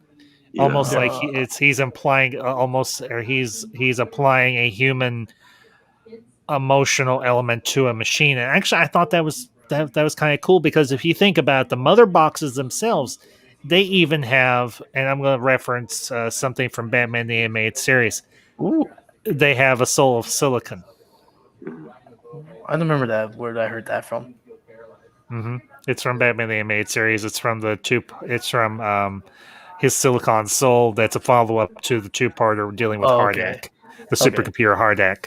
Oh, I just yeah. realized other than the heroes part, the fight scene with them in the sewers was also done better because you got you see Batman get into the flying fox and say, "My turn." It's the Nightcrawler. I'm at the it's a Nightcrawler. Nightcrawler. It's going, "My turn." Yeah. That was better line. Well, you actually see the team dynamic come together, and it actually works. Like the action is much more clear. It's obviously far superior than the Whedon cut. And there's one scene with the Flash when he uses the Speed Force or going so fast when the rubble comes down and he's about to kill the hostage. And you just see like whoosh, whoosh, whoosh. You see like the light speed on top. Yeah, that was incredible. Again, it's Zack Snyder showing what the Flash can do when he's put into action. It's so cool. Instead of going, "Save one." Yeah, no, Yeah, that nonsense. Because this is a more confident Flash, a much more. This Flash in this cut, you could tell he's more of a veteran, seasoned veteran. Where in that other cut, you could tell he's only been doing it for like a couple months. That's it. For this one, Maybe. you could clearly tell he's been doing it for a lot longer time. And I liked how like when you see Cyborg go, "No," and then he grows like another arm. Yeah. Yeah, that was awesome. Yeah, honestly, for me, I will say this, and I don't care what any haters or any other corners have to say. There, All his I videos said are it. getting I more took dislikes. my pot shot. I do not care. I give no craps. All his Yeah. videos are Ray getting Fisher- major dislikes right now. I'll just tell you that. Oh yeah, be like, I'm "How going to dare say- you!" I'm going to say this.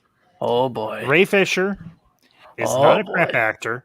Ray Fisher is not a joke. Ray Fisher is not a clown. Ray Fisher is a excellent actor.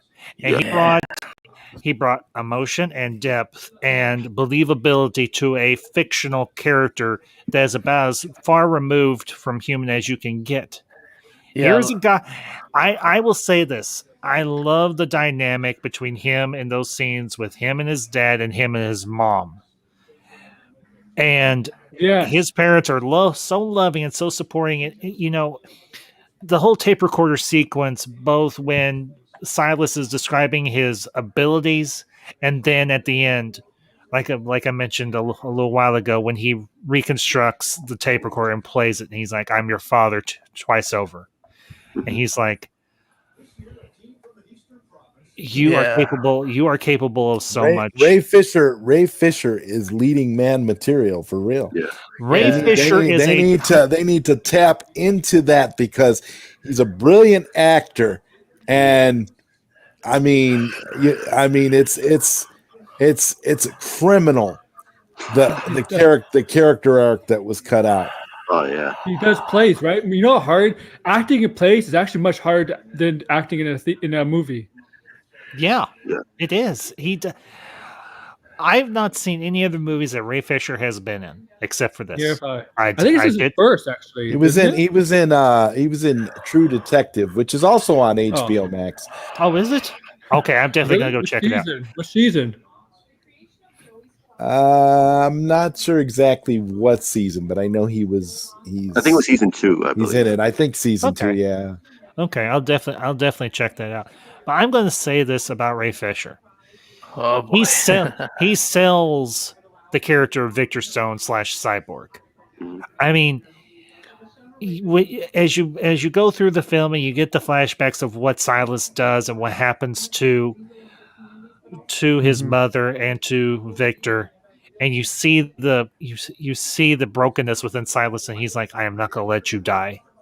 Your mother's gone, but I am not going to let you die." And you see the desperation in Silas's face and in his voice, and he goes to extreme measures to save Victor's life. And Victor still has this great deal of resentment towards his father because he feels like his father has been an absentee father who doesn't love him. And you see it in his posture, you see it in his voice, and you see it in his mannerisms, particularly there in the apartment, in his interactions with his father. Yeah. He sells that aspect of Victor, of the bitter, angry son. And I got it, and I understood. And it was truly incredible to me that a character like this that is so far removed from the human condition and then slowly starts to come back to his humanity and understands that he is both. He is this machine, this being of technology, but he still has a human mind and he has a human heart. Yeah. And he absolutely sells it. And I have nothing but respect for Ray Fisher. And I will say this, if I ever had the opportunity to tell him face to face or wherever the case may be, I would say, yeah, I didn't like you sold a Marvel fan on the character of Cyborg. You took this fictional character and you made it your own. And as a son who for a short period of time was very bitter and very angry towards his father, fathers, to be specific, and to see your heart change when you finally understood what your father was trying to do for you. Yeah. I can respect that, and I respect you as an actor. You did a stand-up, you did an outstanding job, and I hope that there is nothing but success for you in the future, regardless of what some bitter, angry, hateful, narrow-minded, petty, infantile little trolls on YouTube have to say. Like a certain someone, Joy. He's gonna get offers. He's gonna get jobs. They're not. Oh yeah. He doesn't need. He says he doesn't need it. He doesn't care. He's gonna get them. I'm confident he will get them. After. I'm just gonna say everything's. Go ahead, Aaron. Please. Go ahead. Please. Okay. I'm just gonna say. I'm gonna give props to the actor that plays Cyborg on Doom Patrol because he commented on how great Ray Fisher did for his Cyborg, and I love both Cyborgs. I love both origins of the Cyborg on the movie and the show. So props to that. Props to the actor. I don't know his name. I forget his name, but props to the actor for praising Ray Fisher for his portrayal of Cyborg. I think it was Jovian Wade. I think. Yeah, I think it's that. Yeah, and I brought up John. So No, that's fine. John's question here, Ambassador Wayne. Do you think it was Joss who cut him out, or was it down to a corporate decision to cut him out? Also, do you think there was any arst? Racist. I I'm trying. think. Yeah, he's trying to make a piece. He's trying to keep it clean. Intent behind it, or was it just for running time? John, this is just. Gentlemen, I'll let you go around the horn. You can answer this, and then I'll give my take. Well, guys, I got to bounce, but Okay. I just want to say it's been a great stream. I'll catch you guys later. Ambassador, thank you for having me, man. Always, Zod. Pleasure as Take care, always. Zod. You take care, Nice man. talking with you. Take care, guys. Peace, brother. Oh, look at that. Henry Cavill reacted to Snyder saying, "What a movie it is." Gentlemen, fellas, I'll let you respond to John's question, then we'll move on. Aaron, go first. What was the question? John's question here. Here, I'll bring it back It up. might It's be okay. all three. From what we're hearing, it might be all three. Yeah. Because I know think that there was like this big drama between Ray Fisher and Jeff Johns, and Ray Fisher saying like that there were some, comments made about him being a person of color. So, like Aaron says, I think it was all three, and it was just a toxic environment from day one. Like once Joss stepped in and Snyder was removed, all hell broke loose on set. Nobody liked working with Joss. Joss was basically a tyrant on set. And, and Ray Fisher was first one's called all this out. For years. That's been for years, Joshua. It's been tiring of that. Yeah, so yeah, it's all three. Mm-hmm. And just check out Ray Fisher's timeline, what he talks about, and you'll see. Yeah. Personally, I don't have enough background per se to say because I've never seen the original, or I haven't seen the other cut of Justice League, nor do I really intend to. Unless I intend to unless I plan on doing like a super bad movie night or something, and I only do that with like movies that others might consider bad, but I consider good. I would watch Batman and Robin over this movie. I would too. Okay, I'll tell you a little funny. I'll tell you a little funny story, and I think it might be one I've shared before. But back several years ago when Batman and Robin came out in theaters, I actually went to a drive-in, and they were playing it with a double feature with The Lost World Jurassic Park, and Lost World Jurassic Park got done, and they started Batman and Robin a little while later, and I was like, oh my gosh, this is bad. Like, oh my freaking gosh, this is really bad. And I'm like, that's not Bane. That's not Mr. Freeze. This is not Mr. Freeze. Mr. Freeze is cool. What the hell is this? Wait, George Clooney's Batman? Ice Punch. I started up the car, and I was like, I'm out of here, Asta. And the amazing thing was, before I left, I saw like 4 or 5 other cars leave the drive-in. And I'm thinking, maybe there's something going on here that maybe I need to catch on to as well. And I'm like, I sit there and I'm like, yeah, this is bad. This is really, really, really bad. But sitting through this Justice League now twice, you were in awe. I would watch X-Men Apocalypse over this movie. Now, I actually like X-Men Apocalypse, so you shut your dirty mouth. I don't think how they got Apocalypse, man. Apocalypse, to me, Apocalypse is a Thanos Darkseid type villain. You have to build up trash. You look like trash. Everything they built will fall. And I actually thought that was a good line. Speaking of Jurassic Park, I don't know if I watched, Fallen Kingdom was pretty bad. Yeah. It was okay. Yeah. But some of the stuff didn't make sense. Like that girl's a criminal. I'm sorry, that girl's a criminal. You see those dinosaurs into the wild with people and they're stuff? alive, like me. I'm sorry. These are dinosaurs. They're not meant to live with us. No. Well, at least in the third film, we get to see Chris Pratt buddy up with Sam Neill. That'll be interesting. Yeah, you'll see Grady and Jeff Goldblum.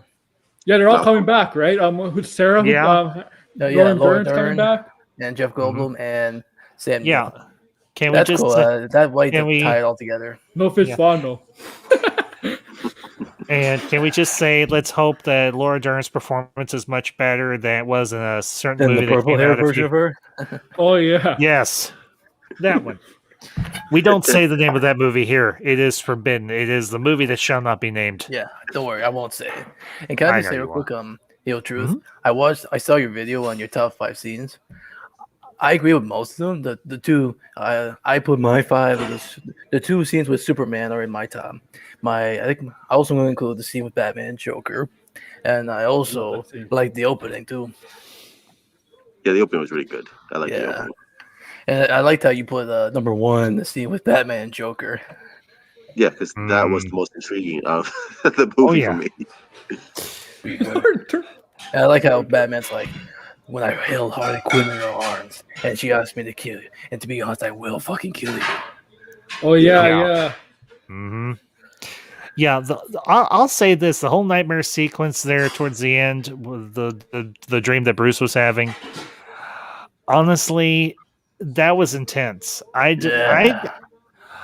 wasn't sure when they were going to drop that in, and I found it interesting that they dropped it in towards the end or at the end. Honestly, I thought they would have dropped it in at some other point, but that's just a minor thing for me, to be perfectly honest.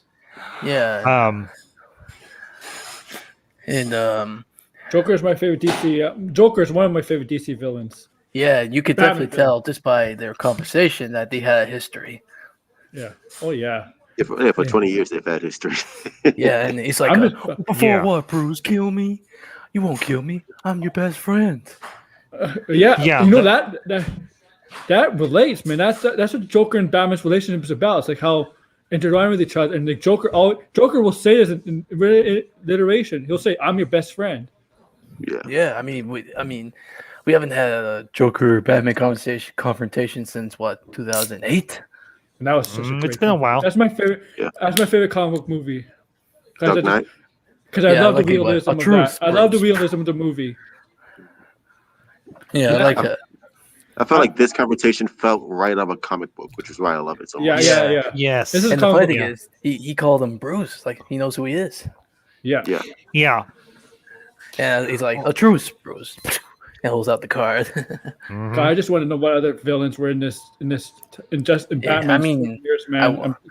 Other than Deathstroke and Joker, who else did Batfleck fight? I think he fought Riddler because in BVS there was question marks, right? Of Easter eggs of question marks. So I think Riddler was involved in some way. Yeah, I remember. How can we get Justice League 2 and 3? By letting our voices heard. Yeah. Well, but I know the Batman movie is supposed to have Richard? Two-Face potentially, maybe. Richard, I did come up with this, and I'm going to post it on. I have posted it on Twitter, and I posted it on Instagram. So, do with this what you will. Ooh. It should really be 5. Is that the title of your next video? Yeah. Is that the title of your next video? You can do theories? No, that's just a thumbnail I made. I like it. It is a good thumbnail. And that's awesome. I mean, when you were talking about like what Batman was like in his 20 years, I mean, when I was watching the scene with Lex and Deathstroke, you can tell like because I remember how they described Ben's solo film to be Deathstroke to be like tear Bruce's life from the inside. So I think that meant we would have seen him kill Alfred, kill anyone else, and have Bruce be trapped in Arkham Asylum. Mm-hmm. I mean, to be honest, I would pay to see that because I would see anything Batman. The one line I saw from BVS, I remember, Alfred said, "There's been good men that turn bad, right? So you see good men go." Oh, yeah, the Two-Face thing. I think that was referring to Two-Face. And even when Bruce said, 20 years in Gotham, Alfred, how many good guys are left? How many stay that way? Well, that's why it's so great to have an older Bruce Wayne because he has so much history that's been established already. Yeah, I mean, I would pay to see what happened during Batfleck's 20 years. What villain would you like to see? What Batman villain would you like to see in a movie that hasn't been shown in the movie at all? Starting from none in '89, no Joker, no Two-Face, any villain that has not been shown in a Batman. Clayface. I'd like to see Hush. Ooh, yeah, Hush, that's a good one. That'd be a good one. I'd say Scarecrow, but would, he was in Batman Begins. I would like to see a more faithful adaptation of one of my favorites, and that is, of course, Mr. Freeze. Oh yeah. I mean, I I'm wonder how still Zach would. I'm still pushing for a live action Solo. Mr. Freeze movie. You darn Skippy. How would Zach do, Mr. Freeze? I don't know if Zach necessarily has to do Mr. Freeze. I think there are a lot of good directors out there that could do Mr. Freeze. So I think Batman and Robin tried to make him a sympathetic villain, but it's so cheesy. It was hard to feel sympathy for Mr. Freeze. Yeah, it was a like, cartoon. Can you be cold, Batman? Games, movies, comics says I want to see a full Joker versus Batman film. Oh, have we gotten that like twice already? Yeah. yeah, in a manner of speaking, because we got it in Batman '89, and we also got it in The Dark Knight. Do you have Hush? If you do a Hush storyline, you could potentially have a bunch of Batman villains in it. Yeah, I mean, very true. What if they adapt? Well, they actually, I don't know if y'all ever watched it. They did a DCAU animated film of Hush. Terrible. Oh, that was. I didn't terrible. like it. mean, I didn't the like Riddler is the Hush. Yeah, Bad. that's what pissed me off. That's what pissed me off about it. I thought it was good, but that's Well, me. I mean, would it be cool if they used Batfleck and if his villains were still around and if they adapt? Hush and Batwoman is so badly used. After they use them in the season opener. I'm like, once I see how they use Hush, I'm like, I'm done with the show. Yeah, so I was gonna say, what if they use Batfleck in a depth animated series episode Trial? You know Hush? You know the TV show The Batman? You know the TV show The Batman? Yeah, I seen that cartoon. You know Hush was supposed to be in it, right? Oh, really? Yeah, but they decided not to go down that road. I mean, they did make the Joker look like weird with the feet and the long hair. I will bring up John's comment here, and I have not been paying attention. I'm going to. We will speak about it briefly, and then we will move on. I am going to say this. I want to get back to the fun stuff. Yes, I will say this, and then we will move on. This will be the only time I address this issue. So I just remember last night about this. Here is my one and only take on the whole issue between Zack Snyder and that one channel that I don't really give two hoots in hell about. His comment was two comments. One was he was specifically disassociating or disavowing himself from that channel and that site. The other was in regards to the shootings that took place in Atlanta, Georgia. One has nothing to do with the other. Zack Snyder was not throwing heat nor shade nor anything of that type at that website or that channel or anyone associated with it. If you disagree with me, that is fine. It is your right to do so. But as far as I'm concerned, Zack Snyder was not doing anything of the kind to be disrespectful or rude to that channel or that website. So he was lied to. Zack Snyder was kind of lied to. He was tricked. He was promised that Geeks and Gamers would not be associated with that, and they had his logo. They had the Geeks and Gamers logo. He didn't want to. That's what I read, right? Is that what? Yeah, that was part of it. Yeah. And so anyway, the controversy with EVS. The controversy with EVS is it EVS when he said those comments? Yeah, Van Sciver. Yeah. I'll just say this. I know he was joking. But it's a very bad joke. A very bad joke. And no, that was not a bad joke. That was disrespectful to the extreme degree. Yeah, and the timing now has even made it worse because of the shootings and stuff. I would agree. And especially in the Asian community over the last year because of COVID have been getting attacked because of that for the last year. So as far as I'm concerned, I do not give two rips about anything that comes out of that particular corner of YouTube.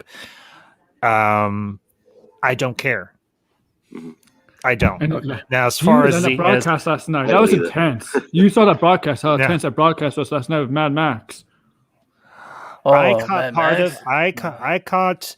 I didn't participate in the chat. I did not leave any comments. But you heard about it. Huh? I caught a few minutes of it, but I did not stay long because of a certain party that was involved. Because of a certain party that was involved in that stream, because I have nothing to do with that particular party any longer. I do not particularly want to hear or see anything that person has to say, because as far as I'm concerned, he has no credibility. Does his name rhyme with ignore?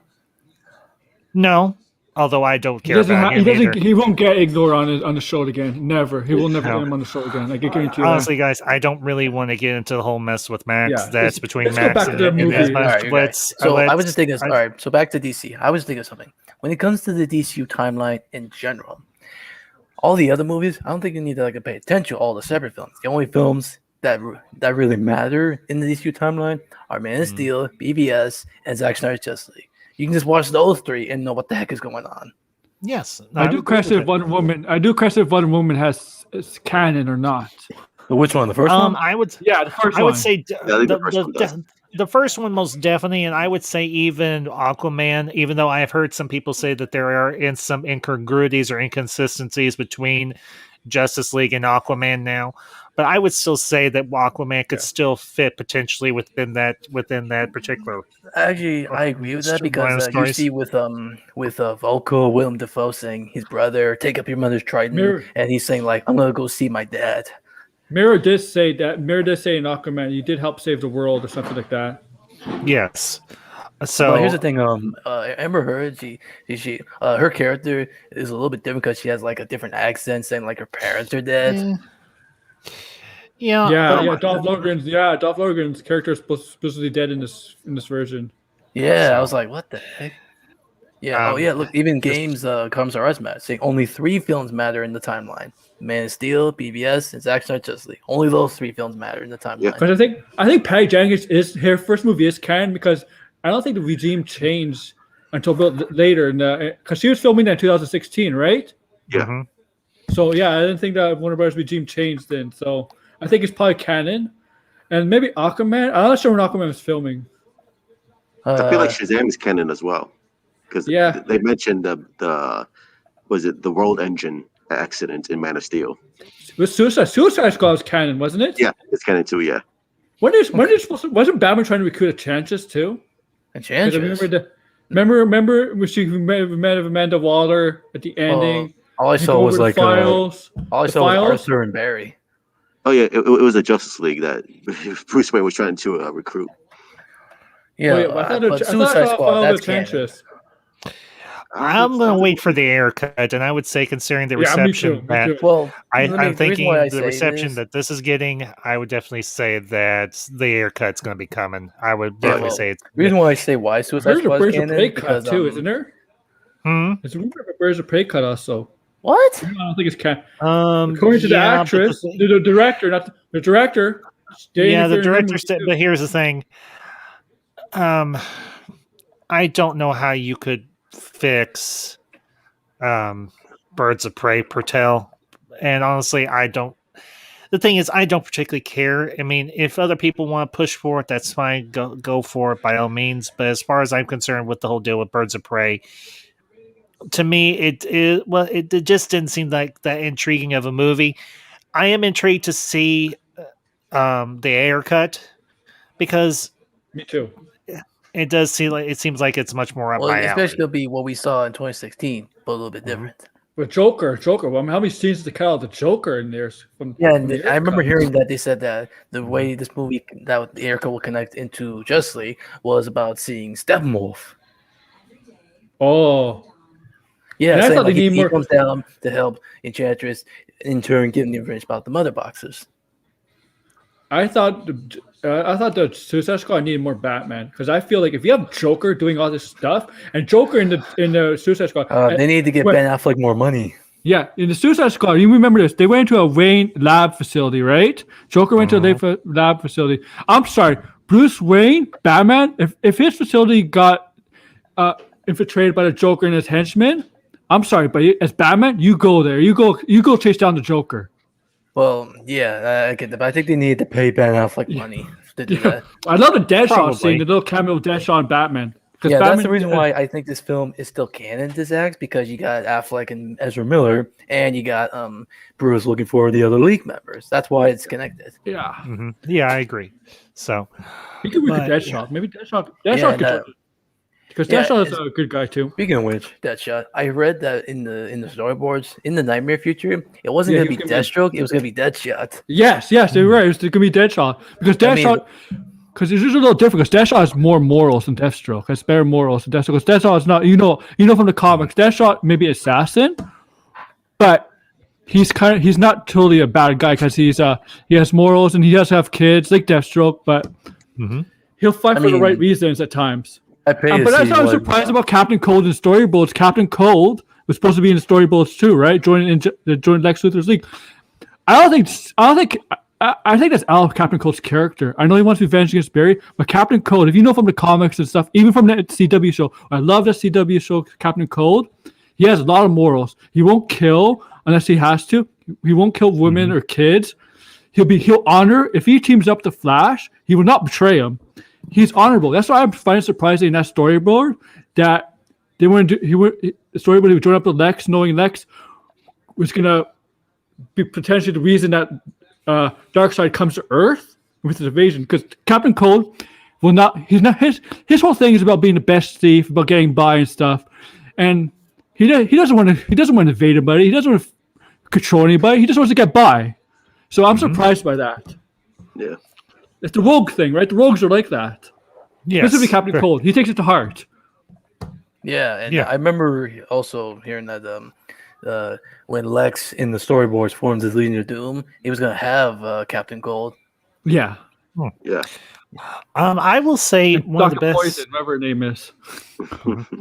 I will say one of my favorite iterations of an origin story for the Legion of Doom was actually in the animated film Doom, where they with Vandal introduced. Savage. Yes, Yes, by I love far that is- too.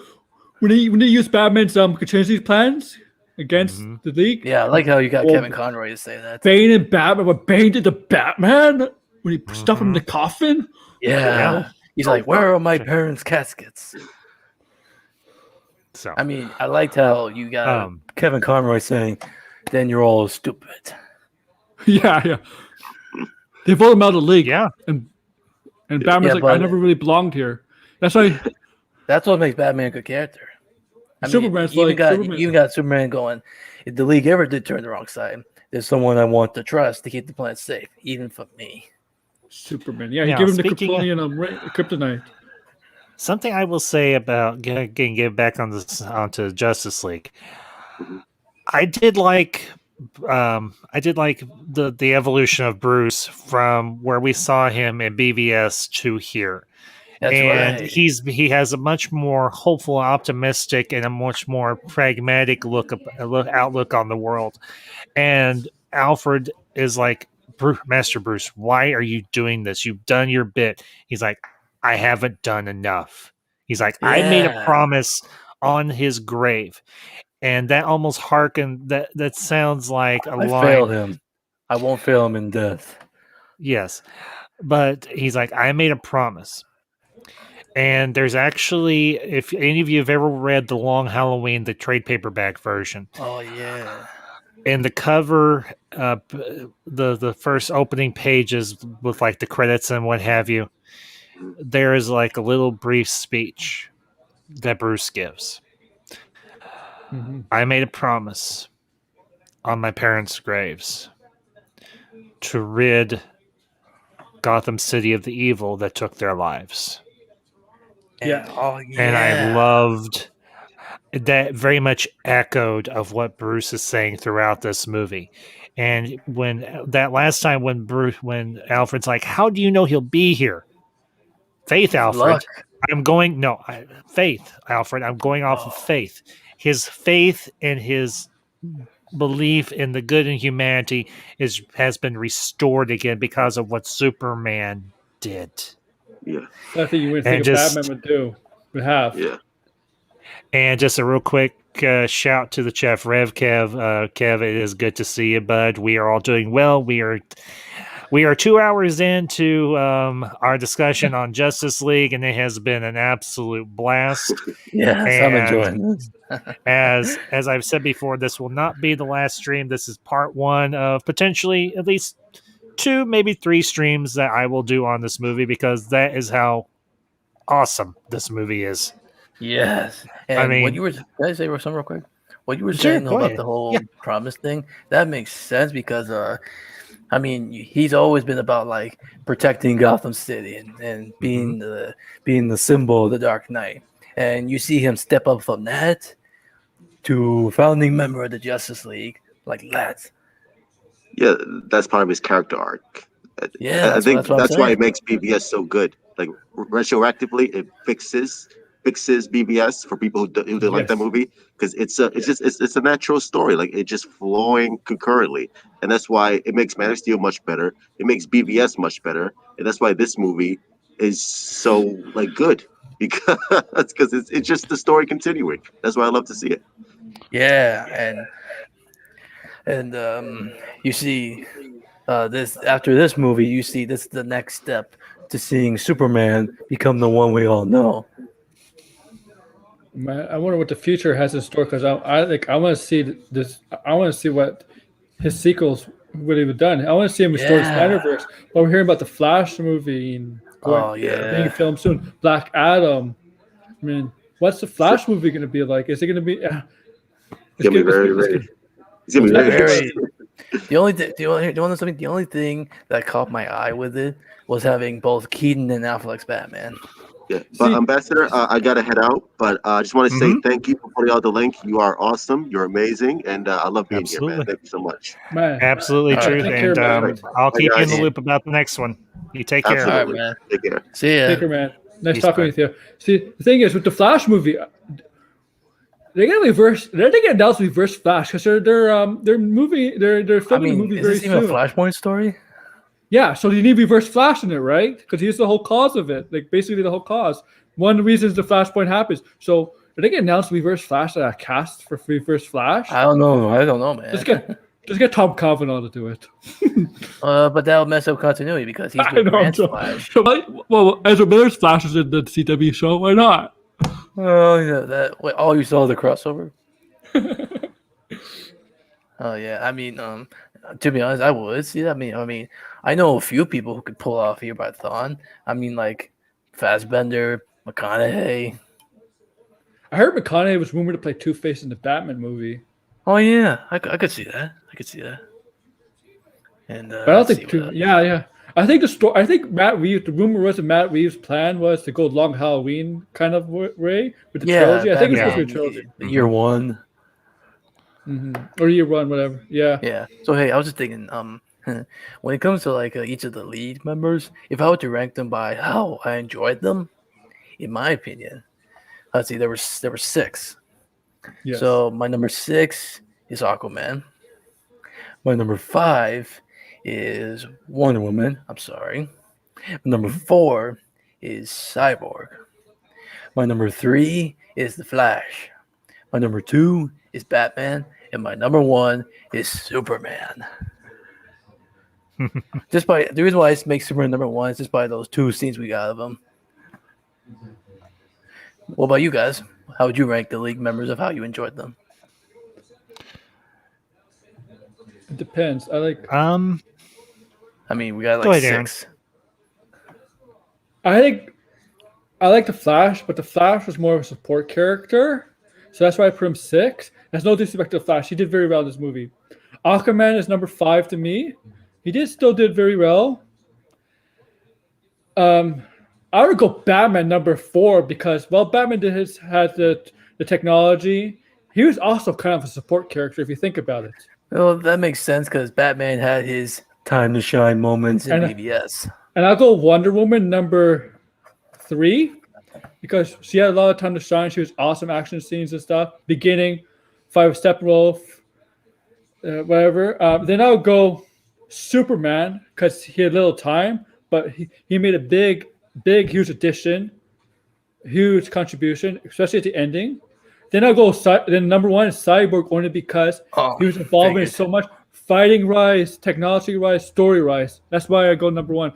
I'm not playing favorites here because my favorite character is Batman. I'm just going by how I see how each character was used in this movie. I get what you're saying about Batman because he had his moments in time to shine in BBS. Yeah, exactly. Okay, that makes sense. But he did have some good moments. Like he wasn't struggling to fight one parademon in the sewer fight. Yeah, I mean, but it still looked like he couldn't like kick when he kicked one parademon. It looked like he had trouble. In terms of my ranking for the characters in Justice League, I'm gonna have to say number one. My reasoning might be a little bit different for y'all's, and that's cool. That's fine. Yeah. For me, it's gonna have to go 1 Bruce, 2 Barry, 3 you made Diana. Batman number 1? Yes. Okay. So, I'm guessing. well, just Andrew, just let me finish, and I'll kind of explain to you why. 1 was Bruce, 2 was Barry, 3 Diana, 4 Arthur, 5 Cyborg, and then Superman, 6. The reason I put Batman first is because he is, in a lot of ways, the catalyst for everything that happens throughout the film. Because he's the one that goes after Arthur. He's the one that Diana comes back. She comes to him to give him the news of what's going on and what she discovered, and so on. Barry, because he was all in, and because of his actions at the end of the movie, because he breaks his one unbreakable, he breaks his one rule to keep the world on spinning.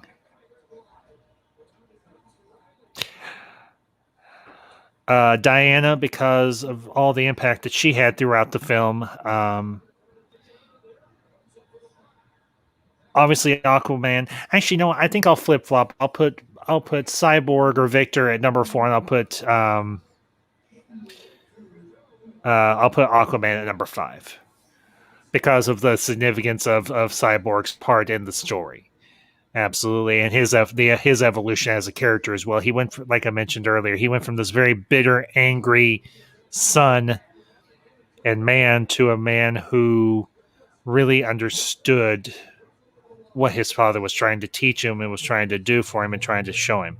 So, and Geeks Movies and Comics RS, I think you'll find a little blue object next to your name. So go ahead and post that link to your channel and to that video that you're going to be making. So, Yeah. and Games. Oh. welcome to the. I do agree. Batman is Tony Stark of this DC. In a lot of ways, yeah. Yeah, I mean, it's like Cap is Superman, Iron Man's Batman. Yeah. And look what Games RS says. Number 1, Batman, because of course he's Batman. Number 2, Superman. That's a good reason. That's a good reason. Number 2 is Superman. Number 3 is Cyborg, because he had a very central role in the plot and great character arc. Yeah, I would agree. I keep the DC's poster boys in my 1 and 2, Superman and Batman. Yeah, and that's I didn't all go by fair. favorites, because if I were by favorites, Batman would be my number 1. Yeah. Oh, and Aaron, I think I told you this last night. Imagine if you keep the movie the same, but take out Ezra and leave it with Grant Gustin's Flash.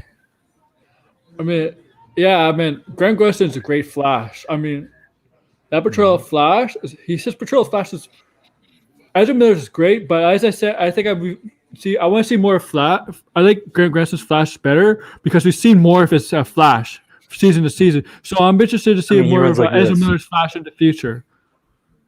Yeah, because I need to see more of Ezra Miller's Flash with his villains. Because the only villain we know I ever fought is Captain Boomerang, and that was like 2 seconds. Jared Courtney's Captain Boomerang?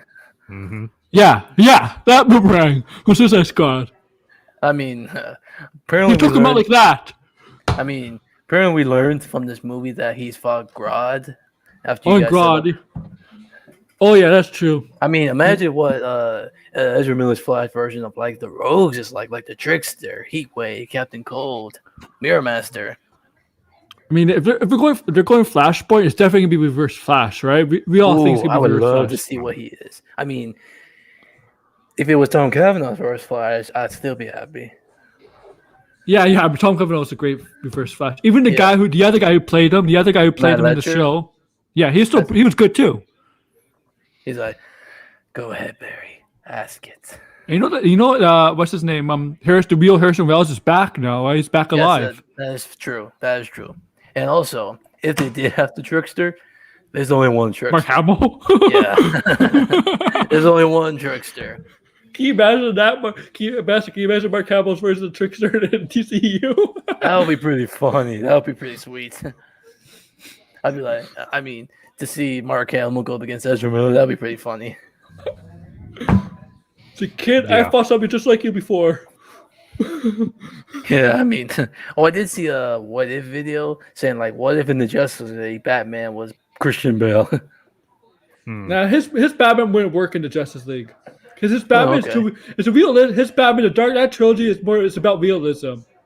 Okay. I what would if have it's to like agree. what if it's Keaton? What if it's Keaton? Keaton may work, maybe.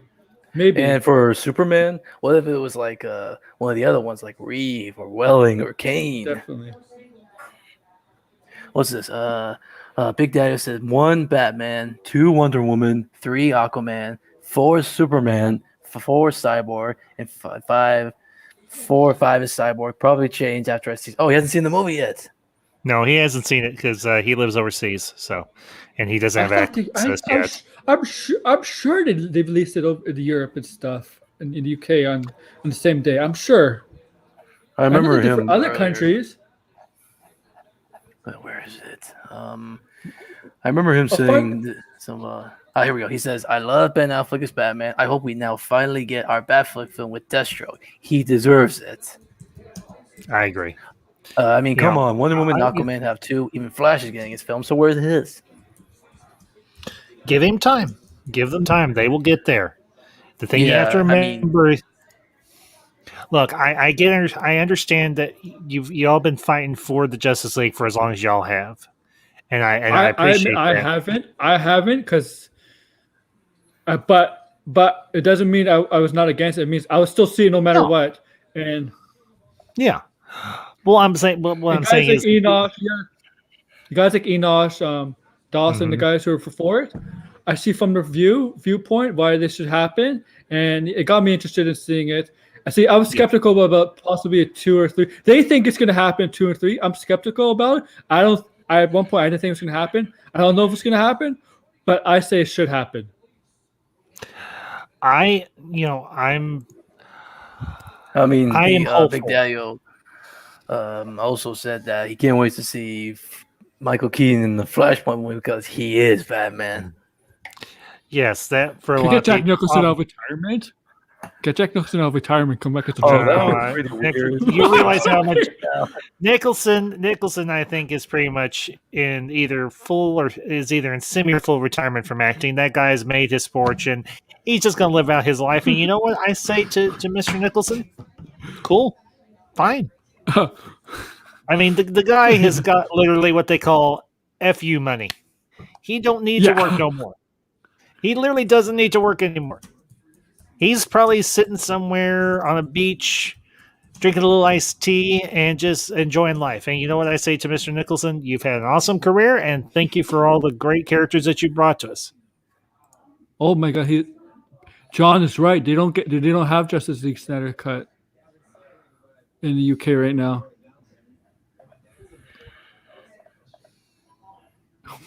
Yeah, I was trying to find it for him.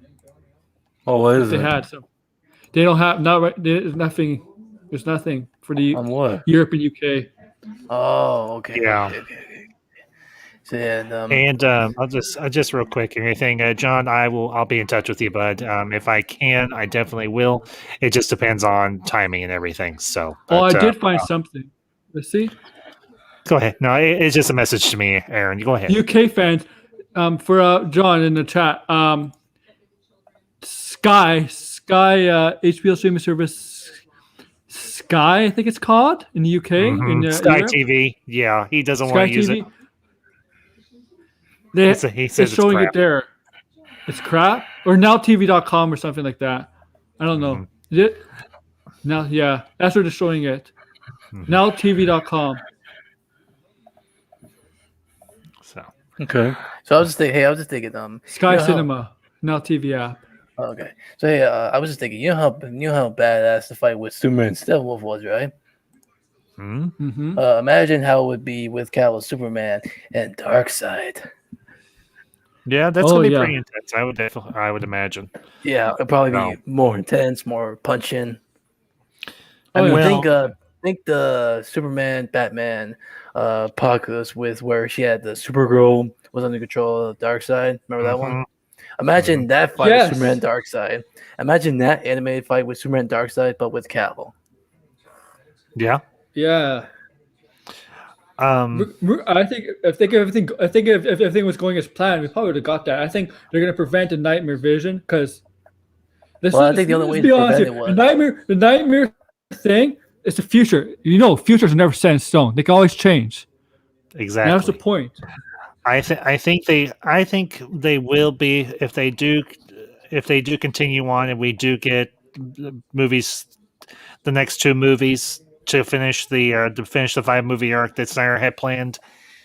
They will most likely prevent the nightmare future, but then you're still going to see Darkseid try to invade Earth, and then you're going to see the League, and I would imagine by that point we'll have a few more heroes besides the ones that we have because we've gotten that cliffhanger with Martian Manhunter. I would wager Green Lantern.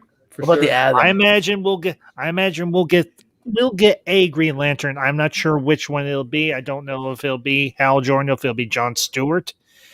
Honestly, I'd be fine with the Avengers. You're gonna have a lot of people showing. But speaking of other There's heroes, gonna be a limit. they teased the Atom in this film. Yeah, the Adams. Yes, Raymond Choi. One of the Adams. Yeah, I was like, they made him a director of nanotechnology. Wink. Yeah. Lantern. Yeah, I can see it. Now, Lantern. Martian Manhunter for sure. Lantern. Now here's the one thing, and I don't know if you guys saw the Green message. Arrow? I don't know if you guys saw the message I put in the private chat, but I check that out real quick. I saw. Yeah, I saw. Okay. I saw. Okay, cool. Yeah. All right, just want to make Same sure. with me, man. Same with me. I haven't had dinner Okay. yet either. Yeah, Okay. and, All I'll right. probably be going out soon. So anyway, I was just saying what you were saying about the nightmare future. Mhm. All we know is that the reason why the nightmare future comes to be is that Darkseid kills Lois and Superman succumbs to the anti-life equation. Mhm. So I think in order to prevent it, we just have to have Darkseid not kill Lois. She's the key, right? She's the key. Brianna says she's the key. Yeah, she is quite literally the key to. Remember what they said in the movie. After they get back to the Batcave and they're talking, and Clark has gone with Lois back to Smallville to the farm. The only reason he stopped is because Lois was there. She's the heart. Yeah. She's the key to Batman, or to Superman. Excuse me. Yeah, because without him, he'd be lost. Wilbur. That was potentially Wilbur at one point. Don't forget.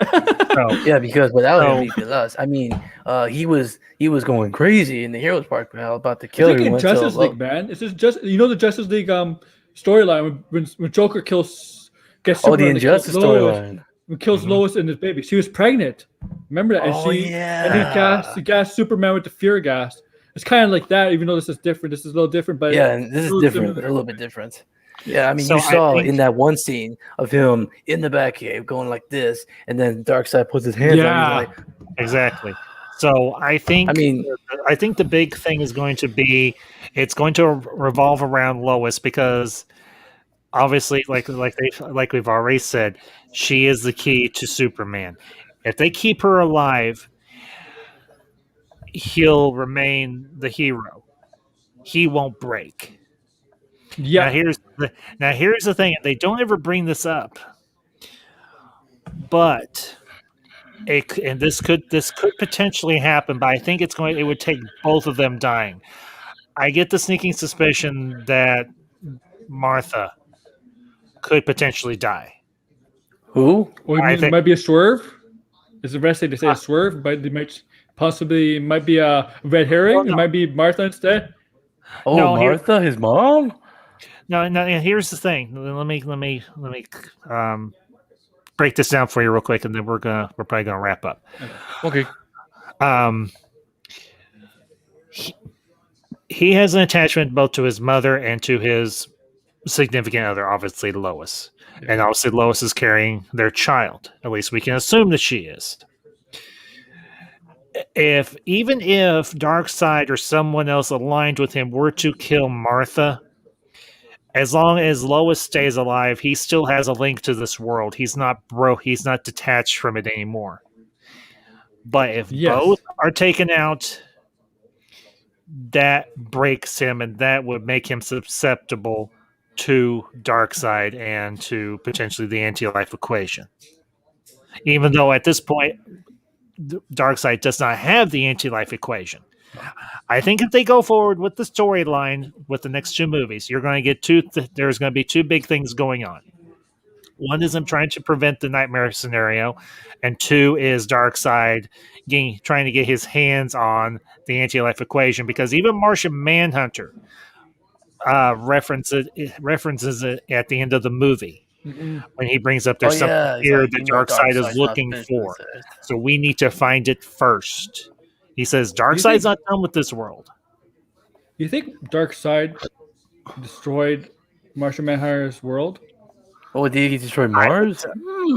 Mars, yeah. We never know. I mean, it's a possibility. We don't know for sure at this point. It's all theory. So, but I would say it's a distinct possibility that it was one of the worlds that Darkseid and his forces did conquer in the past. So, but the key, as I just said, the key is there's going to be three things that are going to go down if they do these next two movies.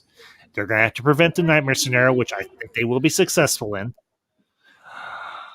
because Bruce has awareness of it now, and he's going to bring everybody else in on it at some point and tell them, okay, this is what I've seen, this is what's going on, this is what we need to prevent.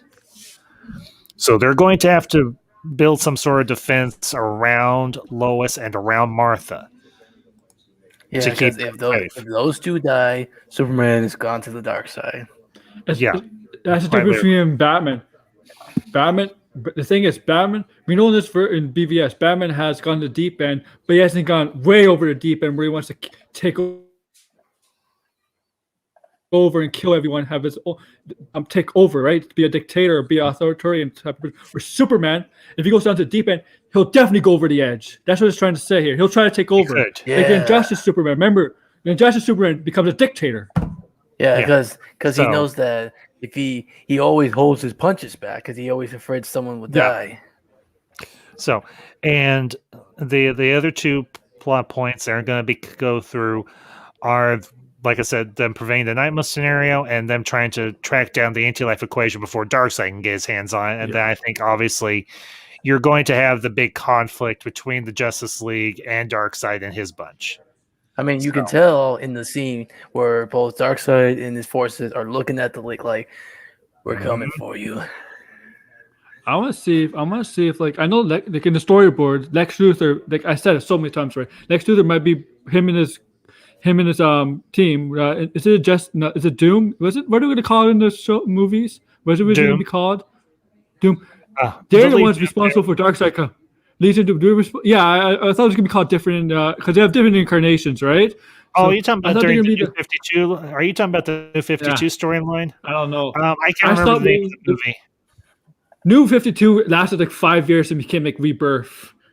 So there was in the storyboards of 2 and 3 that Lex Luthor was responsible for Darkseid coming. Like how was one of the reasons anti-life equations happen and Darkseid becomes take over. I wonder if there's going to be a point where the Justice League and the Doom they're going to have to convince Lex Luthor and his group, or whoever's in it, that don't do this. You're going to just send the world in chaos. Where Lex Luthor has that Messiah complex. He thinks he's the savior of the world. Might be forced to work with the Justice League. Deathstroke might look at it that way. Captain Cold might look at it that way, you know? Yeah, we all have a common enemy, and that's Darkseid. Captain Cold doesn't want an apocalyptic world. He's not the kind of guy that wants an apocalyptic world. Yeah, I don't think Deathstroke does either. Yeah, because it showed in those storyboards there was going to be an all-out battle with the Justice League and Darkseid, along with Green Lantern Corps. Yeah. Mm-hmm. So, Yeah, and and when I was reading, you want to know something funny? When I read the whole storyboard, it reminded me of something. Can you guess? no, because I haven't seen them. I'll give you a hint. Oh, Thanos. Um, Endgame, guys. oh, the snap. Oh, the snap. I got you.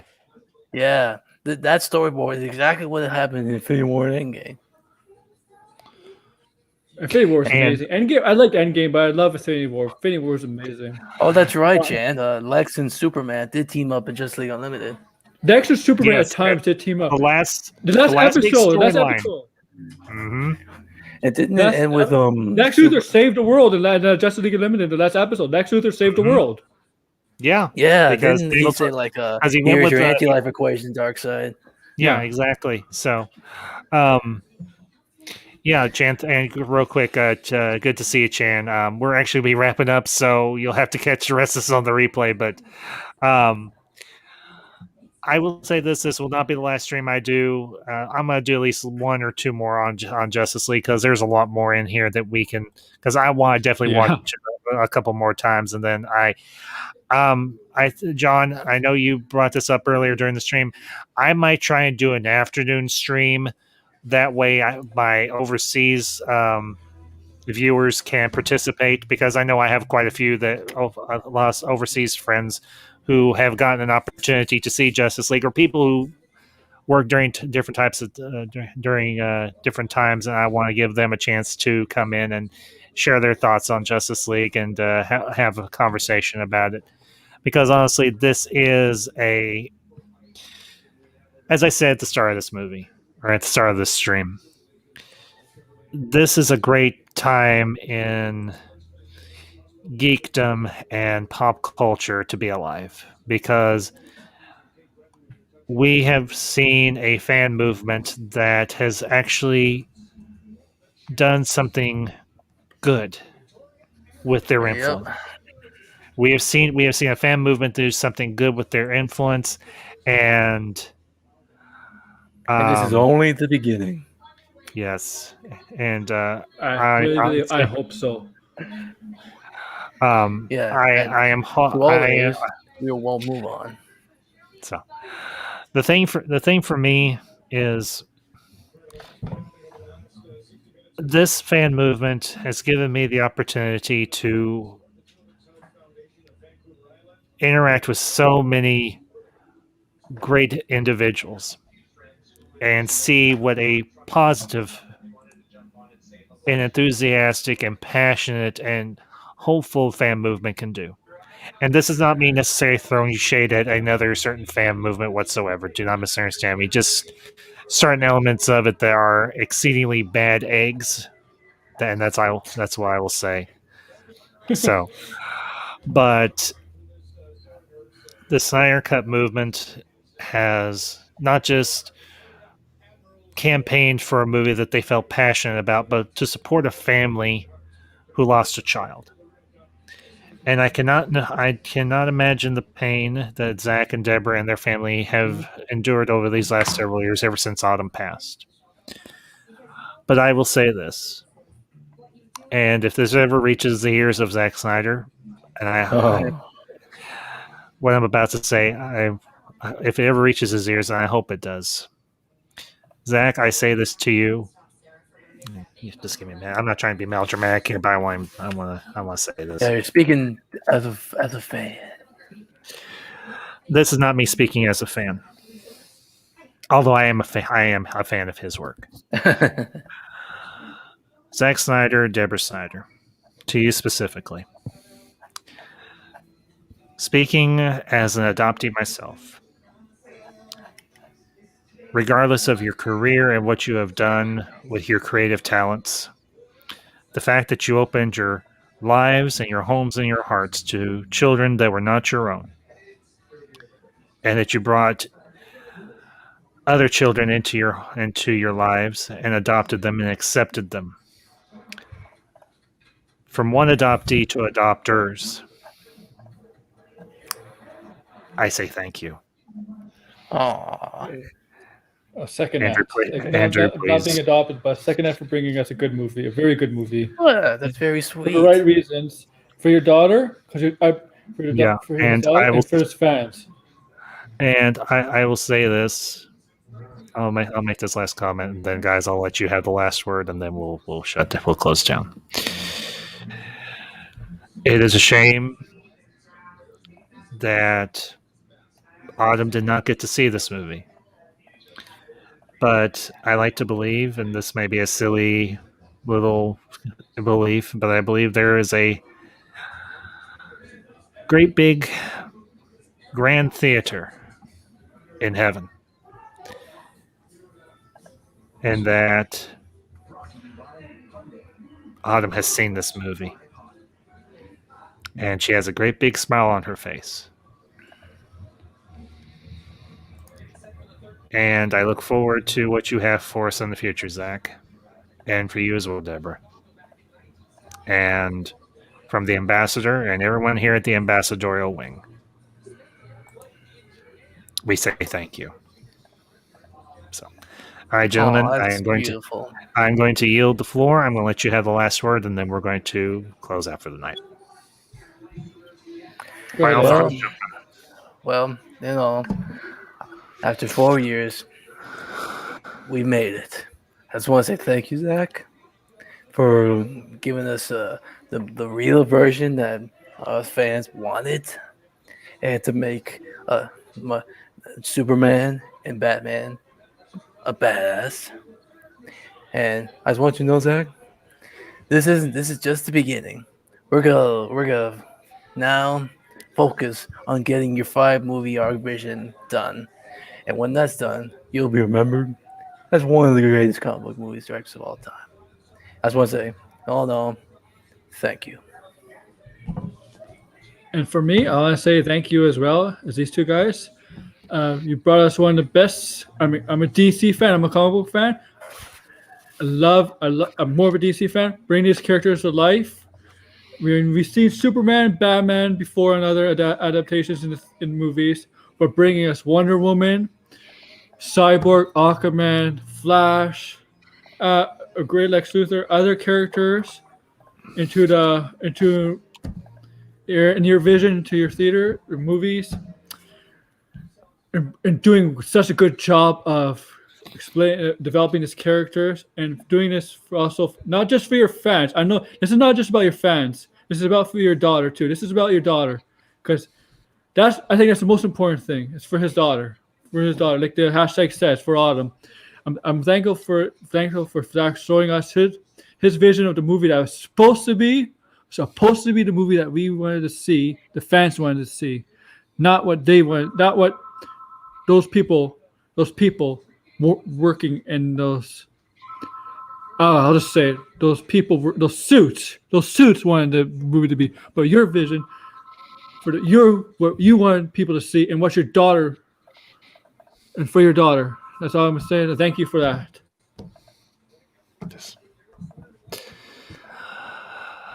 Okay, folks. Well, that is going to be the stream, and I hope everybody that tuned in tonight had a great time. I want to thank all of my guests, Aaron Entertainment, Andrew down here, Zod Writer, and the True 31. And fellas, we've still got a lot more in this movie that we can dig into. Count on it. Yep. So, That's for another time. yes. I do want to let you all know that unless something unforeseen happens, I will be back on my normal streaming schedule next week. And I will be bringing you all another Director Spotlight stream, most likely next Wednesday night. But I'm going to reach out to a few people and see who all I can get involved with on that and everything. And of course, again, for those of you that who will catch us on the replay, make sure you leave your comments with anything we said down in the comment section. And if you come across this stream and you enjoyed it, make sure you hit that like button, you share this out. And of course, if you are not a part of the ambassadorial wing, consider hitting that subscribe button. That all being said, folks, you have a great night wherever you are at. And until next time, these are the ambassadors signing off. Okay.